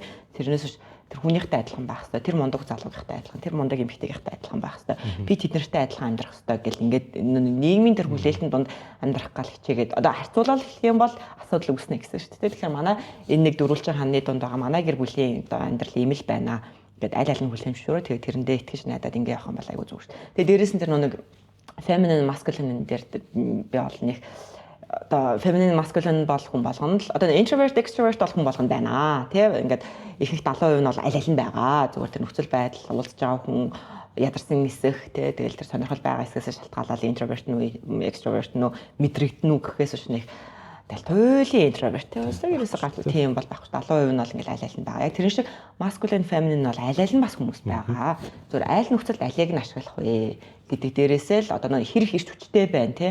Одоо үнэхээр ингээд өвдсөн байгаа л тий ингээд байхад чинь одоо ингээд тэр амьдралыг авч явна гэж өвдөөл байж байгаа л ажиллаа хийгээл байл чинь одоо босч ирч чадхааргүй болно гэсэн үг шүү дээ. Тэхийн тулд одоо аль нэг нь илүү хачаал аваад тэр хүнлээд идэрх хэрэгтэй тэгжээж хуйлаа зэрэг хачаал авч явах боломж нь нэгдэн гэдэг ч юм. Ингээд нэг юм бизнестэй ингээд боддоор асуудлыг хараад боддоор шийдлээ гаргах нь хамгийн зөв. Тэрнээс шүү дээ. Тэрнтэй адилхан байна гэж зүтгэл тэгэл. Залуу гэр бүлүүдийг харахаар нэг за зөвхөн Монголд ч юм уу дэлхийд ч юм уу судлаа харж байгаа болох мэдэхгүй байна л дээ. Нийтээр ингээ харахаар эхлээд хүүхдтэй болохгүй эхлэж ирсэн болсныхоо дараа нэг гэрт ордог бай, гэрэлдэг. Танай охиныг ч ингэж ирсэн болгочлоо аваа гэд. Анхны удаа тэр одоо нэг залуу хүү ингээд одоо найз охин ч юм уу эхнэрийнхээ аав ээжтэй танилцж байгаа байхгүй. Тэгээд энэ үзэгдэл аюу харамсалтай санагддаг. Энэ дээр энэ бас маш том шалтгаан байхаа яг гэр бүл төлөлөөгүй мөртлөөсөө гэр бүлтэй болчдөг нь асуудын залуу асуудаас алдаг номер 1 2 мэдхгүй маш том шалтгаан байх гэж бодож байна. Энэ тал дээр. За тийч бас хэлсэн шүү дээ ингээд хэрвээ нэгнтэйгээ гэрлэе гэж бодоогүй байсан бол яах вэ гээл те тэр бол надад ингээд тийм хос бол бэлгэвч хэрглэж үзээгүй хос. Одоо эмэгтэйч бэлгэвч хэрэглэе хамгаалт ашиглая гэж сануулаагүй эрэгтэйч тэгээ надад бэлгэвч байгаа тэг хуулийн гिचэн бэлгийн харилцаа бол хамгаалттай байна гэж хэлээгүй ингээ аль аль нь одоо тийм зүйл хэлээгүй гэсэн үг шүү дээ. Тэгэхээр ингээ нэг одоо ялангуяа залуу хүмүүс үзэж байгаа тохиолдолд хайр сэтгэл хаанаас эхлэх вэ гэхээр хамгаалтнаас эхэлнэ. Ердөөсөө цэвэр 100% хамгаалтнаас эхэлнэ. Өөр таныг одоо юу ч хамгаалахгүй одоо тийм ингээ тэр бурхан хамгаалахгүй ээж авч нь хамгаалахгүй их мөнгөч хамгаалахгүй одоо энэ гэр бүл оллоо гэд одоо хууль ёс маань ч хамгаалахгүй яг үнийг хэлэхэд тэгэхээр ингээ хүн өөрөөрөө хайрлаа. Одоо нэгэн тал ингээд өөрийнхөө эрүүл мэндийн төлөө сэтгэл эрүүл мэндийн төлөө хайрлаа гэж залуучууд ярьж байгаа тохиолдолд бие хамгаалах нь таны өөрийн чинь хариуцлага. Сэтгэл санаагаа хамгаалах нь таны өөрийн чинь хариуцлага. Тэгээд залуу наснда хэрвээ сэтгэл ханамжтай одоо зөв хүнтэйгээр гэр бүл болоод урт хугацаанд сайхан амьдрья гэж бодож байгаа бол нэгдүгээрт нь өөрийнхөө хамгаалалт сурах хэрэгтэй. Сурах хэрэгтэй гэж энэ чинь одоо бүр хийх ёстой. Одоо энэ чинь байглаасаа хийдэг байх хэмжээний зүйл болчихлоо шүү дээ. Тэгэд одоо энэ чинь одоо бэлгийн боловсрол гэдэг чинь ингээл ганцхан ингээл нэг юм бэлгэвч яаж хэрэглэх вэ биш шүү дээ. Одоо энэ чинь тэрнээсээ цаашлаад те яаж өөрөө дур тавих уу, яаж тэр одоо бэлгийн харилцаанд дуртай байх уу, яаж энийг урт хугацаанд нь зөв гой халамжтай сайхан хийх вэ, сэтгэл ханамжтай аль нь байх вэ гэдэг дээр очсон баг чинь бид нар наад захын бүр хамгийн суурьтай бэлгэвчин дээр ингээд гацаад тэгээд хоорондоо сууч муугаад ийм одоо орчин үед одоо 25 онд те ийм зүйл яриа суучих нь бол маш эмгэгнэлтэй. Энэ бол ингээд ердөөсөө л залуучууд маш боловсралгүй, маш хариуцлагагүй, маш ийм үл хайхарсан тий өөрийнхөө болон нөгөө хүнийхээ бие физиологт маш хайн хандж байгаа одоо маш соёлгүй үйлдэл. Тэгэхээр өдөөсөө хүн одоо ухаантай хүн за одоо амар сайн суралт төгссөн байхгүй байсан ч гэсэндээ ухаантай амьдраа сайхан амьдраа гэж байгаа бол бэлгэвч хэрэглэдэг байх хэрэгтэй. Тэгээд тэр бэлгэвч бол байнга байж ах хэрэгтэй. Тэрийг яаж ашиглах юм, яаж хэрэглэх тий ямар тохиолдолд ашиглах юм тэрийг мэддэг байх хэрэгтэй. Тэгээд ингээд ганцхан ширхэг бэлгэвч байраа явж тээ тий. Тэгэн гот ганцхан ширхэг бэлгэвч ашигласнаа дахиад байхгүй юм чинь. За одоо бэлгэвчгүй хэрэглэчихэ энэ тэр гэдэг тийм гинэн хонгор одоо ингээд нэг нь болцсон нөгөө. Одоо тийм ингээд тэг бэлгийн харилцаа ямар нэгэн байдлаар үүсчил аваад хамгаалттай бүх нөхцөлд хамгаалттай байх хэрэгтэй. Тэгээ маш их эрүүл мэндийг сахих хэрэгтэй тий. Одоо бие физиологи бүгдээрээ гар хуруу бүх юм чинь цэвэрхэн усанд орсон ариухан сайхан байх хэрэгтэй тий. Тэгэхгүй ингээд баахан бариул мөнгө зөв барьсан гараараа одоо нэг нэгэндээ хурч мөрөө тэр ариун нандин эргэтэндээ хурч мөрөөд нийл өвчин, нийл бактери, нийл вирус те тэгээд нэг нэгнийхээ одоо зөндөө олон юм бэлгийн харилцааны асуудлуудыг үүсгэж болохгүй шүү дээ. Тэгээд эн чинь ингээд нэг ганцхан ингээд нэг юм хосын нэг шүний асуудал яригдж байгаа юм мөртөө тийм насан туршийн гэмтэл одоо жинхэнэ тэр траума гэдэг зүйл чинь одоо энэ бэлгийн харилцаанд бас маш их үүсдэг шүү дээ. Одоо ингээд нэг нэгнээс өвчин авдаг те эсвэл хүүхэдтэй болоод одоо хүүхд авахуулах хэрэгтэй болдог. Тэгээ эн чинь өөрөө энэ 19, 20, 21 ийм залуухан насн дээр явж байгаа өөрөө маш том нэг нэгдэгтэй ихтгэлцлийн траума байхгүй. Тэр энэ зүйлийг үнэхээр траума ярих ч бол ээж аваа биш энийг ярих хэрэгтэй. Тэгээ одоо тэр залуу надад ингэсэн ээж аваа намайг гомдоосон гэхийнхаа өмнө харин бүр яг бэлгийн харилцаан дээрээ би байнгын бэлгэвчтэй байх хэрэгтэй. Хэрвээ бэлгэвчгүй хүн байвал би одоо харилцаа үүсгэхгүй. За тэгээд хамгийн том одоо энэ асуудал үүсдэг үе чинь хизээ инхээр согтуурлахын баярлсан үед тийм ингээд эрүүл ухаангүй байгаа үедээ шүү дээ. Тэгэхээр тийм үеүүдтэй ч гэсэндээ ингээд хэрвээ найз нөхдөдтэйгөө одоо гарц зугаал зингэж байгаа бол тэ одоо ингээд одоо би согтуу байгаа учраас гайгүй л үү. Тэг би хэлсэн шүү дээ ингээд тийм гинэн хонгор байж өрдөөсөө болох ерөөсөө бэлгэвч гэж хэлмээр байна. Тэгээд тэндээс ердөөсөө тэр хүний хайр эхэлнэ. Тэгээд одоо тэр red flag гэсэн шүү дээ. Бэлгэвчгүй эмэгтэй хүн бэлгэвчгүй эрэгтэй хүнтэй унтна гэдэг бол өөрөө энэ чинь нийгмийн хувьд хамгийн том red flag. Өөрөө бэлгэвчгүй одоо хүмүүстэй бэлгийн харилцаанд орсноо тэр залуугийн тэр эмэгтэйгийн чиний тэр зан чи надад таалагдахгүй, энэ зан чинь таалагдахгүй гэдэг яриа өрнүүлнэ гэдэг бол энэ өөрөө байж болохгүй. Маш тийм ёс зүйн хувьд энэ чинь шал байрны хит солигдсон юм зүйл. Тэгэхээр нэгдүгээрт нь хүн болгон өөрөөрөө одоо бэлгийн болон сэтгэл санааны болон бие физиологийн хувьд хамгаалах ёстой гэдэг энэ зүйлийг одоо бүр маш хариуцлагатайгаар бүх залуучууд энийг ойлгох хэрэгтэй. Бэлгэвч худалдаж авах хэрэгтэй. Бэлгэвчний зар сурталчилгаа маш их байх хэрэгтэй. Тэ бид нар энэ одоо бэлгэвч хэрэглэж ээж бид нар яг энэ хосын харилцааг хамгийн зүгээр нь авч явна. Роунд явж хахад нэг гадуу нөгөө ундааны юу байдаг шүү дээ. Coin хийгээд ундааны машин тийм. Яг энэ шиг бэлгэвчний машин. Бэлгэвчний машин. Тийм байдаг шүү. Тэгэд одоо их сургуулиуд шинжсэндээ одоо гадны сургуулиуд чинь бүгдээрэнд ингээд бэлгэвчний машинууд байдаг тийм. Нэг 10 цент гэл нэг авчдаг. 50 цент одоо ингээд авчдаг. Тэгэхээр энэ ердөөсөө бэлгэвчтэй байна. Тэгээд тэр өөртөө таарсан тэр бэлгэвчийг олддог, мэддэг байна. Тэрийг зөв хэрэглэдэг байна гэдэг бол энэ өөрөө маш гоё одоо өөртөө хайртай, ачаатай одоо залуугийн эмэгтэйгийн шинж тэмдэг. Тэр бол жинхэнэ одоо green flag. Тийм үнтэй бол яг юм хайр сэтгэлийн асуудалд бол оролцох хэрэгтэй шүү дээ. Гой хүндэтгэлтэй байна. Тэрээс нэг амар хүндлэл хаалга үдийг нээжсэн. За одоо надад хамгаалт авах гэхдээ хоёлаа бэлгийн харилцаанд орё гэвэл тэр бол ердөөсөө байж болохгүй зүйл. Баярлалаа. За дараагийн асуулт болохоор залуучууд бол ингэж яриад байгаа. Над дээрсэн бас нэг тохиолдчихсан зүйл.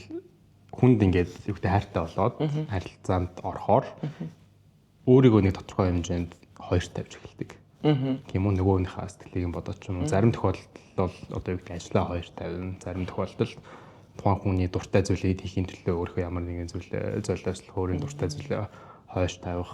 Мэдээж ингээд цаг зав сэтгэлээ гаргаж байгаа нь бол харилцаанд байх ёстой зүйл байх. Гэхдээ нэг мэтгэд ингээд айгүй олон хүмүүс юу гэж ярьдсан бэ гэхээр нэг мэтгэл ингээд өөрийгөө алдсан байдаг гэж ярьдаг. За энэ бол зөвхөн эрэгтэй хүн дэш ялангуяа эмэгтэй хүмүүс төр илүү их тохиолдод юм болов уу гэж бодсон.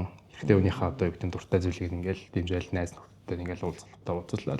Тэгсэн мөртлөөс эмэгтэй хүнийг харсан ч өөрөө ямар ч найз нөхдүүдгүй болцсон ч юм уу. Тийм тохиолдлууд айгүй гараад идэг. Тэгээд ийм бас нэг одоо юу гэдэг тодорхой хэмжээний баланс алдагдсан юм болов аль эсвэл байх ёстой зүйл юм болов гэдгийг би сайн мэдэхгүй байна. Тэгэхээр энэ дээр яаж харилцаанд одоо юу гэдэг нөгөө хүнээ хайлаж халамжлангаа өөрийгөө бас давхар авч явах вэ гэдэг зүйлийг бас танаас асуумаар санагдсан.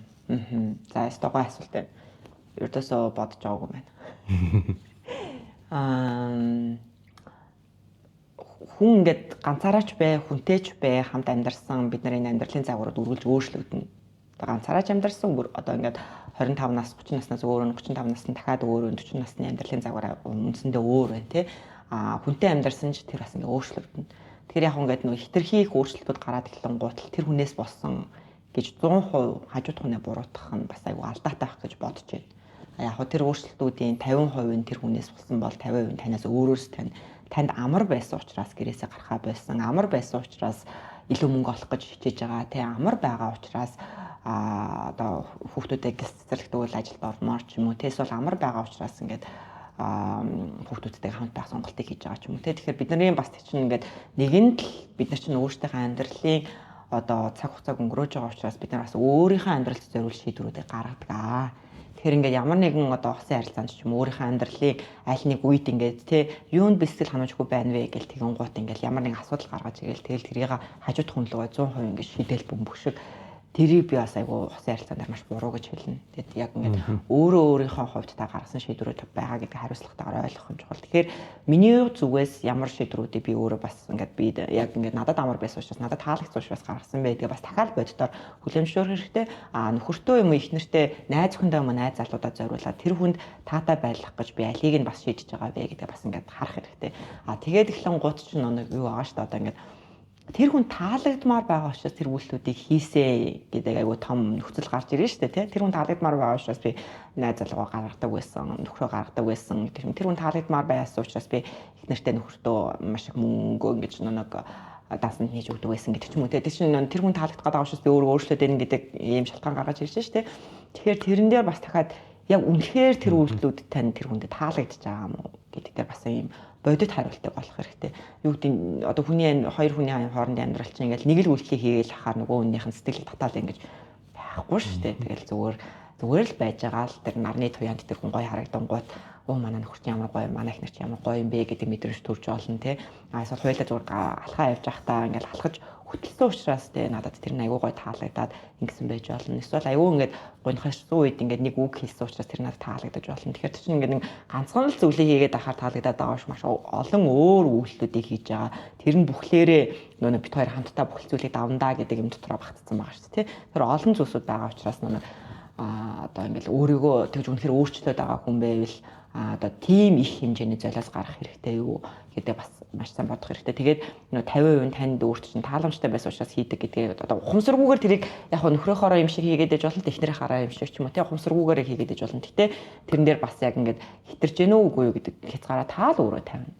Таны биед чинь одоо үнэхээр дарамт болоод ахт чинь л ингээд эхнэртэй нөхөртөө зориулаад амар их ингээд машин авч өгөхгүй л тий өдөр чинь шүнж өөрийнхөө биеийг заваагаал ямар ч нойргүй яваал тэгэл тэрэндээ бухимдаал ингээл ядраал ингээд авах нь хэрэгтэй юм үнэхээр одоо тэгээд тэр машин авч өглөө гээд тэр их одоо гэртээ байгаагүй цаг хугацаанд тэр ихнэр гомдсон байгаа тэр гомдлон тэр дараа нь одоо жилийн дараа машин авч өгснөөр бүх зүйл тайлагдах уугүй юу те ингээл бас л ингээд жоохон бодтоор л яг үнэхээр юм нэг харах хэрэгтэй юм шиг санагддаг. Тэрнээс биш яг ингээл тэ одоо ингээл эмгтээч яана зүгээр нэг бичлэг харснаас эмгтээчээс гоё юм бодлож авч өгөөл байвал сэтгэлд нь таалагдаад байдаг л доо нэг тийм харсан. Тэгээд тэрийг бол үнэхээр санал нэгдэхгүй энэ одоо эмгтээчээс үнэхээр одоо ялангуяа одоо цагттай эмгтээ хүн тодорхой хэмжээнд өөрөөсөө санхүүгийн орлоготой болцсон байгаа үед одоо гадуур яваал ага мөртлөө гоё бодлож авч өгөөл тэгэл хажууд нь байгаад аваад тэр эмгтэйгийн хамт байгаа зорилго нь жоохон өөр л бах тий.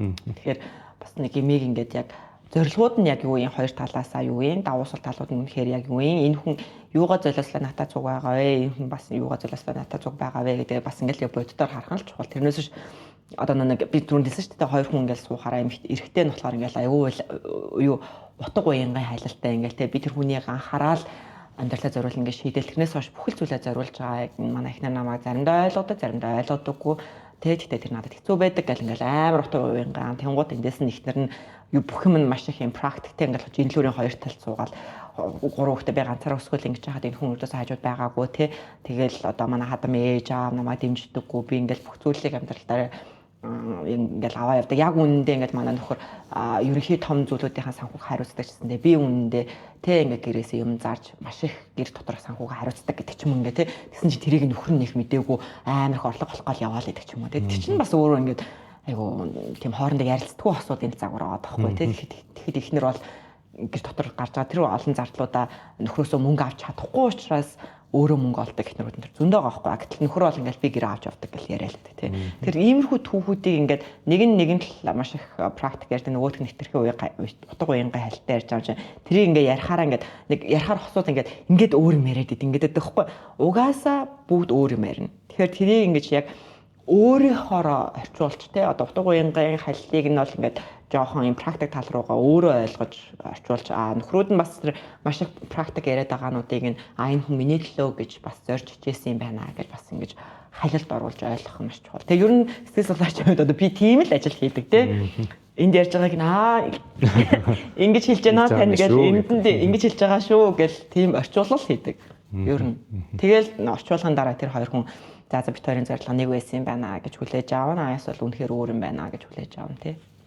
Харилцаа яриа гэж шүү дээ. Ингээд өөр өөрөөр ингээл ойлгоод тухайн хүнийхээ хэлийг өөр дээр буулгаж ойлгох нь чухал юм байна. Тэгээд энэ үзэгдэл хизээ хамгийн чухал юм байх гэхээр миний бодлоор бол маргааны дараа юм шиг байгаа.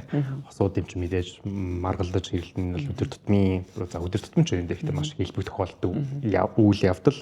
Тэгэхээр энэ үйл явдлын дараа хэрхэн зөвөр ойлголцох вэ гэдэг нь бас чухал юм болов уу гэж боддог байгаа. Тэгэхгүй ингээд зөв ярилцаж тухайн асуудлаа зөв шийдэхгүйгээр хааны газар ингээд тэр асуудлаа орхицдаг. Орхингуут нь эргээд нэг хэдэн сар хэдэн жилийн дараа эхнэрийн ч нөхөр дээр асуудал гаргаж ирэл нэг ингээд гомдолтой явааддаг дүү зураг аюух ажиглагддаг. Тэгэхээр яаж маргааны тал дараа зөв ингээд асуудал хоорондоо ярилцаж move on буюу урагшлах вэ? За одоо энэ одоо нэг бас танд дээр ярьдаг амар том шалтгаан шүү дээ. Ингээд нэг байнгын давтамжтай маргаанаа дийлхэ боллоо. Одоо энэ маргаан ингээд давтагдаад хүндрээд байгаа учраас одоо бид хоёр ингээд салах шийдвэрээ гаргах гэж байна гэдэг чинь тэр нь зөв юм уу үгүй мүү. За тэгээд маргааны шалтгаанууд ч надад юу ч хийж болно гэсэн шүү дээ. Тэр хамааралтай үйлчлээс ахуулаад тэр араа тавилт эсвэл зүгээр л санхүүгийн ялгаатай байдал эсвэл ингээд нэг дэмждэггүй гэдэг ч юм ингээд юу ч байж болно. Эсвэл бүр анханасаа хайргүй байсан ч юм тий. Тэгээд тэр маргааныг ойлголцож байхад ерөнхийдөө маргааны дараагаас нэгнээсээ юу хүлээж байгаа вэ гэдэг нь маш чухал юм шиг санагддаг. Маргааны дараа юу хүлээж байгаа бэ? Одоо ингээ ярилцлаа шүү дээ. Одоо ярилцнаа гэдэг нэг тийм 30 минутын ч юм уу 3 цагийн ч юм уу нэг ярилцлага өрнөхтэй шүү дээ. Зарим бүр өдөржингөө болоо 6 цаг болдог ч юм уу. Тэр ярилцлага өрнөлөө. Одоо тэр чухал гэдэг шүү дээ. За маргаан боллоо. Ярилцлага өрнөлөө. Тэрний дараа нэгнээсээ юу хүлээгээд байгаа юм гэдэг нь хамгийн чухал. Юу хүлээ одоо дараа нь юу болох гээд байгаа юм те. Тэгэнгუთ аль нэг нь одоо шууд өөрчлөгдөнө. Ярилцсан учраас миний ярьсан тэр үйлдэл өөрчлөгдөнө. Одоо юу гэдэг ингээд манай найзуудтай сайхан харилцдаг болно. Хүүхдтэй илүү цаг гаргадаг болно. Тэ эсвэл намайг илүү ойлгодог болно. Эсвэл надад цэцэн өгдөг болно. Тэ тэрнээс ч юм болоод би ингээд бухимдаад байна гэдгийг ойлголцлоо шүү дээ тэр 2 цагийн дараа. Тэгэнгუთ за одоо ярьсан зүйл биелнэ гэж итгэчихээр гомдол улам хүндрээд байдаг. Одоо шууд өөрчлөгдөх ёстой гэж итгэчихээр. Зөв тухайн момент дээр гэсэн үг шүү дээ. Моментоос эхлээд тэ. Одоо жишээл араа тавилт боллоо гэтэл одоо нас нурт араа тавилт болохгүй гэдгсэн чинь 3 жилийн дараа болчих юм. Одоо яг нэг муу юм хэлж болохгүй гэх хэлээ. За гэх мэтлэнгийн юм жишээнүүдээс ингээд нэг би юу хүлээж байгаа, тэр хүн юу хүлээж байгаа гэдэг нь чухал. Тэрэн дээр ингээд 100% өөрчлөлт хүлээж байгаа хүмүүсийн дараагийн маргаан хүндрээлэн. Яа тэр өөрчлөлт болоо учраас гомдол нь их. Тэгээ тэр хэмжээгээр нэг буруутгах нь их. Тэр хэмжээр тэсэхгүй байх нь их. Ингээд нэг одоо нэг хүн ингэдэж шин ингээд нэг за тэр хүртэл тесчээ та гэл нэг тест байгаа л. Тэгэл болох болчоор дэлбэрээл те. Дахиад нэг юм тесэх ирчүүч болж байгаа. Одоо нэг тэр нэг маргаан ярилцлагын дараа ярилцлага хийж байгаа тэр 2 цагийг юм тесэх ирч хүч авдаг ярилцлага болгоод байдаг хгүй хүмүүс. Зөв. Ойлгомжтой юу? Тэ ингээд нэг хэр удаан тесэх вэ гэдэг нь одоо чи хизээ өөрчлөх тийм бэ гэдэг ийм хариулт авдаг байхгүй. Одоо ярилцлагын төгсгөлд нь юу хүлээгээд байгаа чинь чухал гэсэн шүү дээ, тий. Тэгвэл ингээд одоо ихэнхдээ ярилцлагын төгсгөлд юу одоо дуусдаг вэ гэхээр тэгсэн штэ ингэсэн штэ гэдэг айл талаасаа нэг үйлдэлийн тайлбаруудыг хэлээл тэгэл тэр чинь ингээд нэг за тийм болсон юм байна. Би буруу ойлгосон юм байна. За гэхдээ чи тэгвэл тэрийг болоорой гэл нэг үйлдэлээ өөрчлөх даалгавар үгүй штэ, тий. Тэгээд тэгүн гот тэр чинь ингээд нэг юм за одоо энэ хүн ингээд нэг 3 сар дааржээ. Одоо үйлдэлийг өөрчлөж байлгүй дээ гэж хэлээл 3 сар нь болоод үйлдэлт нь өөрчлөгдөхгүй болохоор дахиад тесрэл дэлбэрдэг. Тэгэхээр би бол тэрийг ингэж нэг юм нэг хийсэн шүү дээ. Ингээд нэг асуудал тулгархаар л салчин шүү дээ. Тэгэл нэг асуудлаа нэг зүгээр нэг жилээр нь хойшлуулаад нэг гэрээ ээж байгаа юм шиг ингээд ахын чухал биш шүү дээ. Насан туршдаа байна. Тэрэн дунд ингээд сайхан ч үед байна, муухай ч үед байна. Хамтдаа даваа гарах нь чухлаа гэдсэн шүү дээ. Тэгэхээр тэрэн шиг нэг юм тэр ярилцлагыг зүгээр тесэх хугацааг олж авч байгаа үе болгоод байвал тэр буруу. Тий. Зүгээр ингээд энэ хүн миний хэлэх гээд байгаа тий гомдлын зүйлийг ингээд хүлээж авсан байх л гэж найдаж байна. За тэгээ харъя да. Нэх их өөрчлөгдөн гэж би итгэхгүй байна да. Хүлээлт байхгүй. Ер нь бол одоо яг ингээд бүр ингээд 100% өөрчлөлт гарна гэж хүлээхгүйгээр тий юугаа өөрчилж чадах нэ гэдэг нь би харъя. Юугаа өөрчилж чадах нэ. Одоо чинь ингээд нэг юм одоо үйлдэл өөрчлөхөд чинь маш их зүйл одоо толомын донтолттой хүмүүс тий одоо Монголд бол одоо залуучууд маш их байна шүү дээ.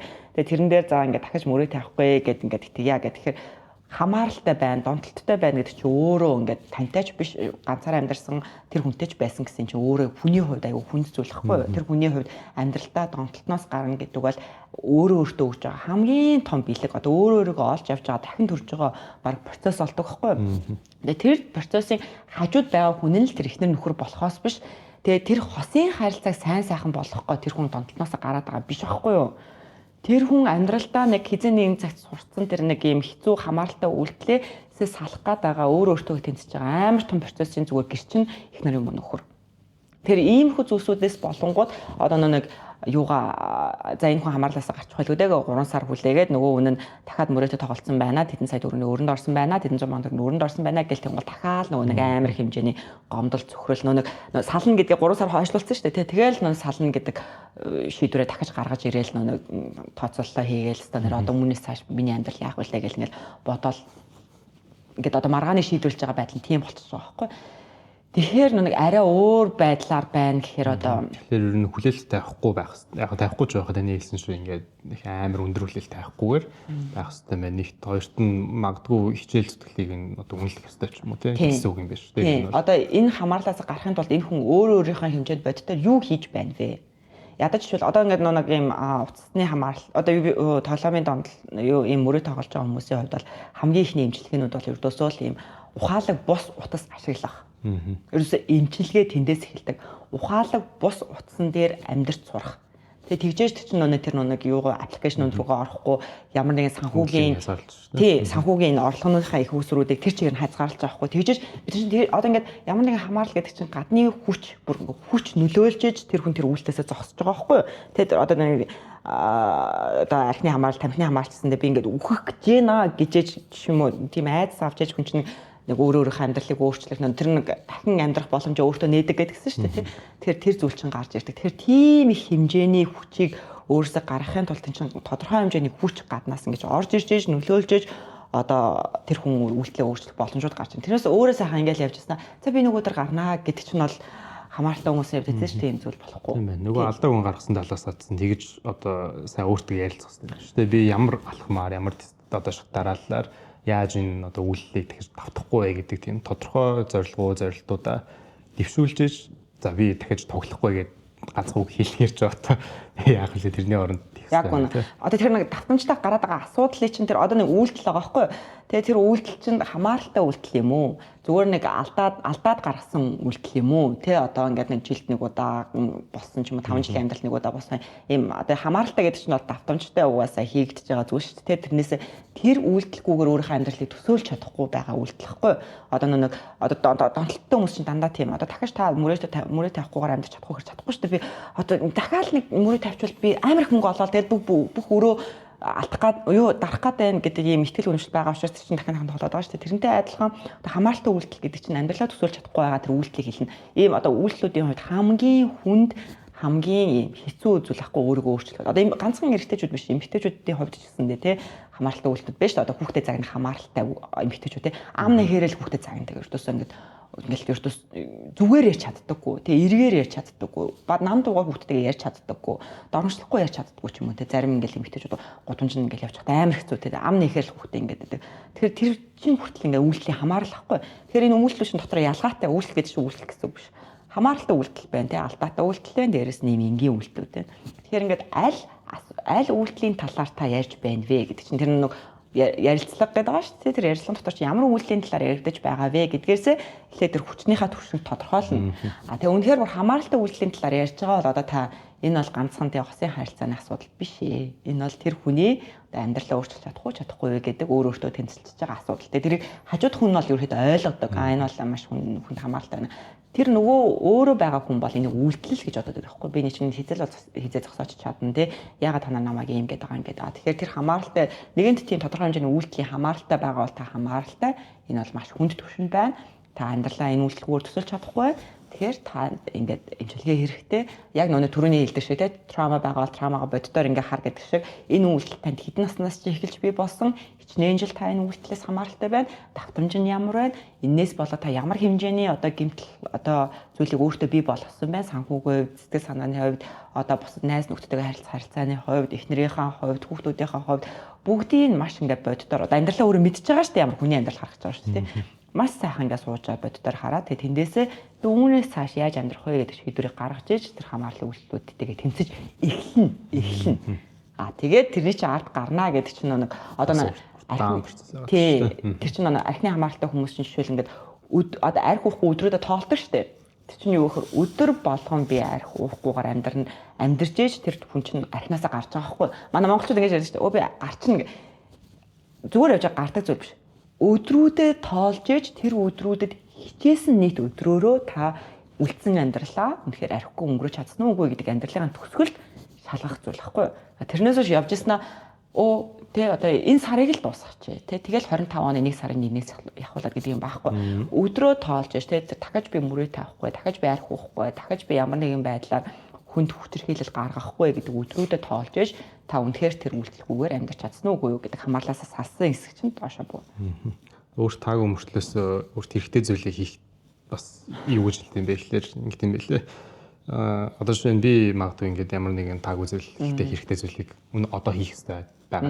Гэхдээ хийхмээргүй ингээд залгуураар мар санагтаад байх юм бол тухайд юу гэж бодох хэрэгтэй юм бэ гэвэл би өнөөдөр зөвхөн болж байгаа юм бол биш. Би маргааш үнийгээ дахиж давтах шалтгаан гаргаж ирж байгаа маа гэж бодохоор хамаагүй төхөн байдیں۔ Гэсэн тэгэхээр зөвхөн ингээд өнөөдөр одоо залгуурснараа өнөөдөр татгалцснараа биш. Тэр чинь маргаашийн дахиад нэг үйлдэлтэй нөлөөлнө. Тэрний дараачийн өдөр нь бас дахиад нөлөөлнө гэж бодоод ганцхан өдөр биш маргааш нэг өдөр бүхэл амьдралынхаа туршлагыг ойлгох бодож сурвал бас зүгээр яадаг юм байлээ.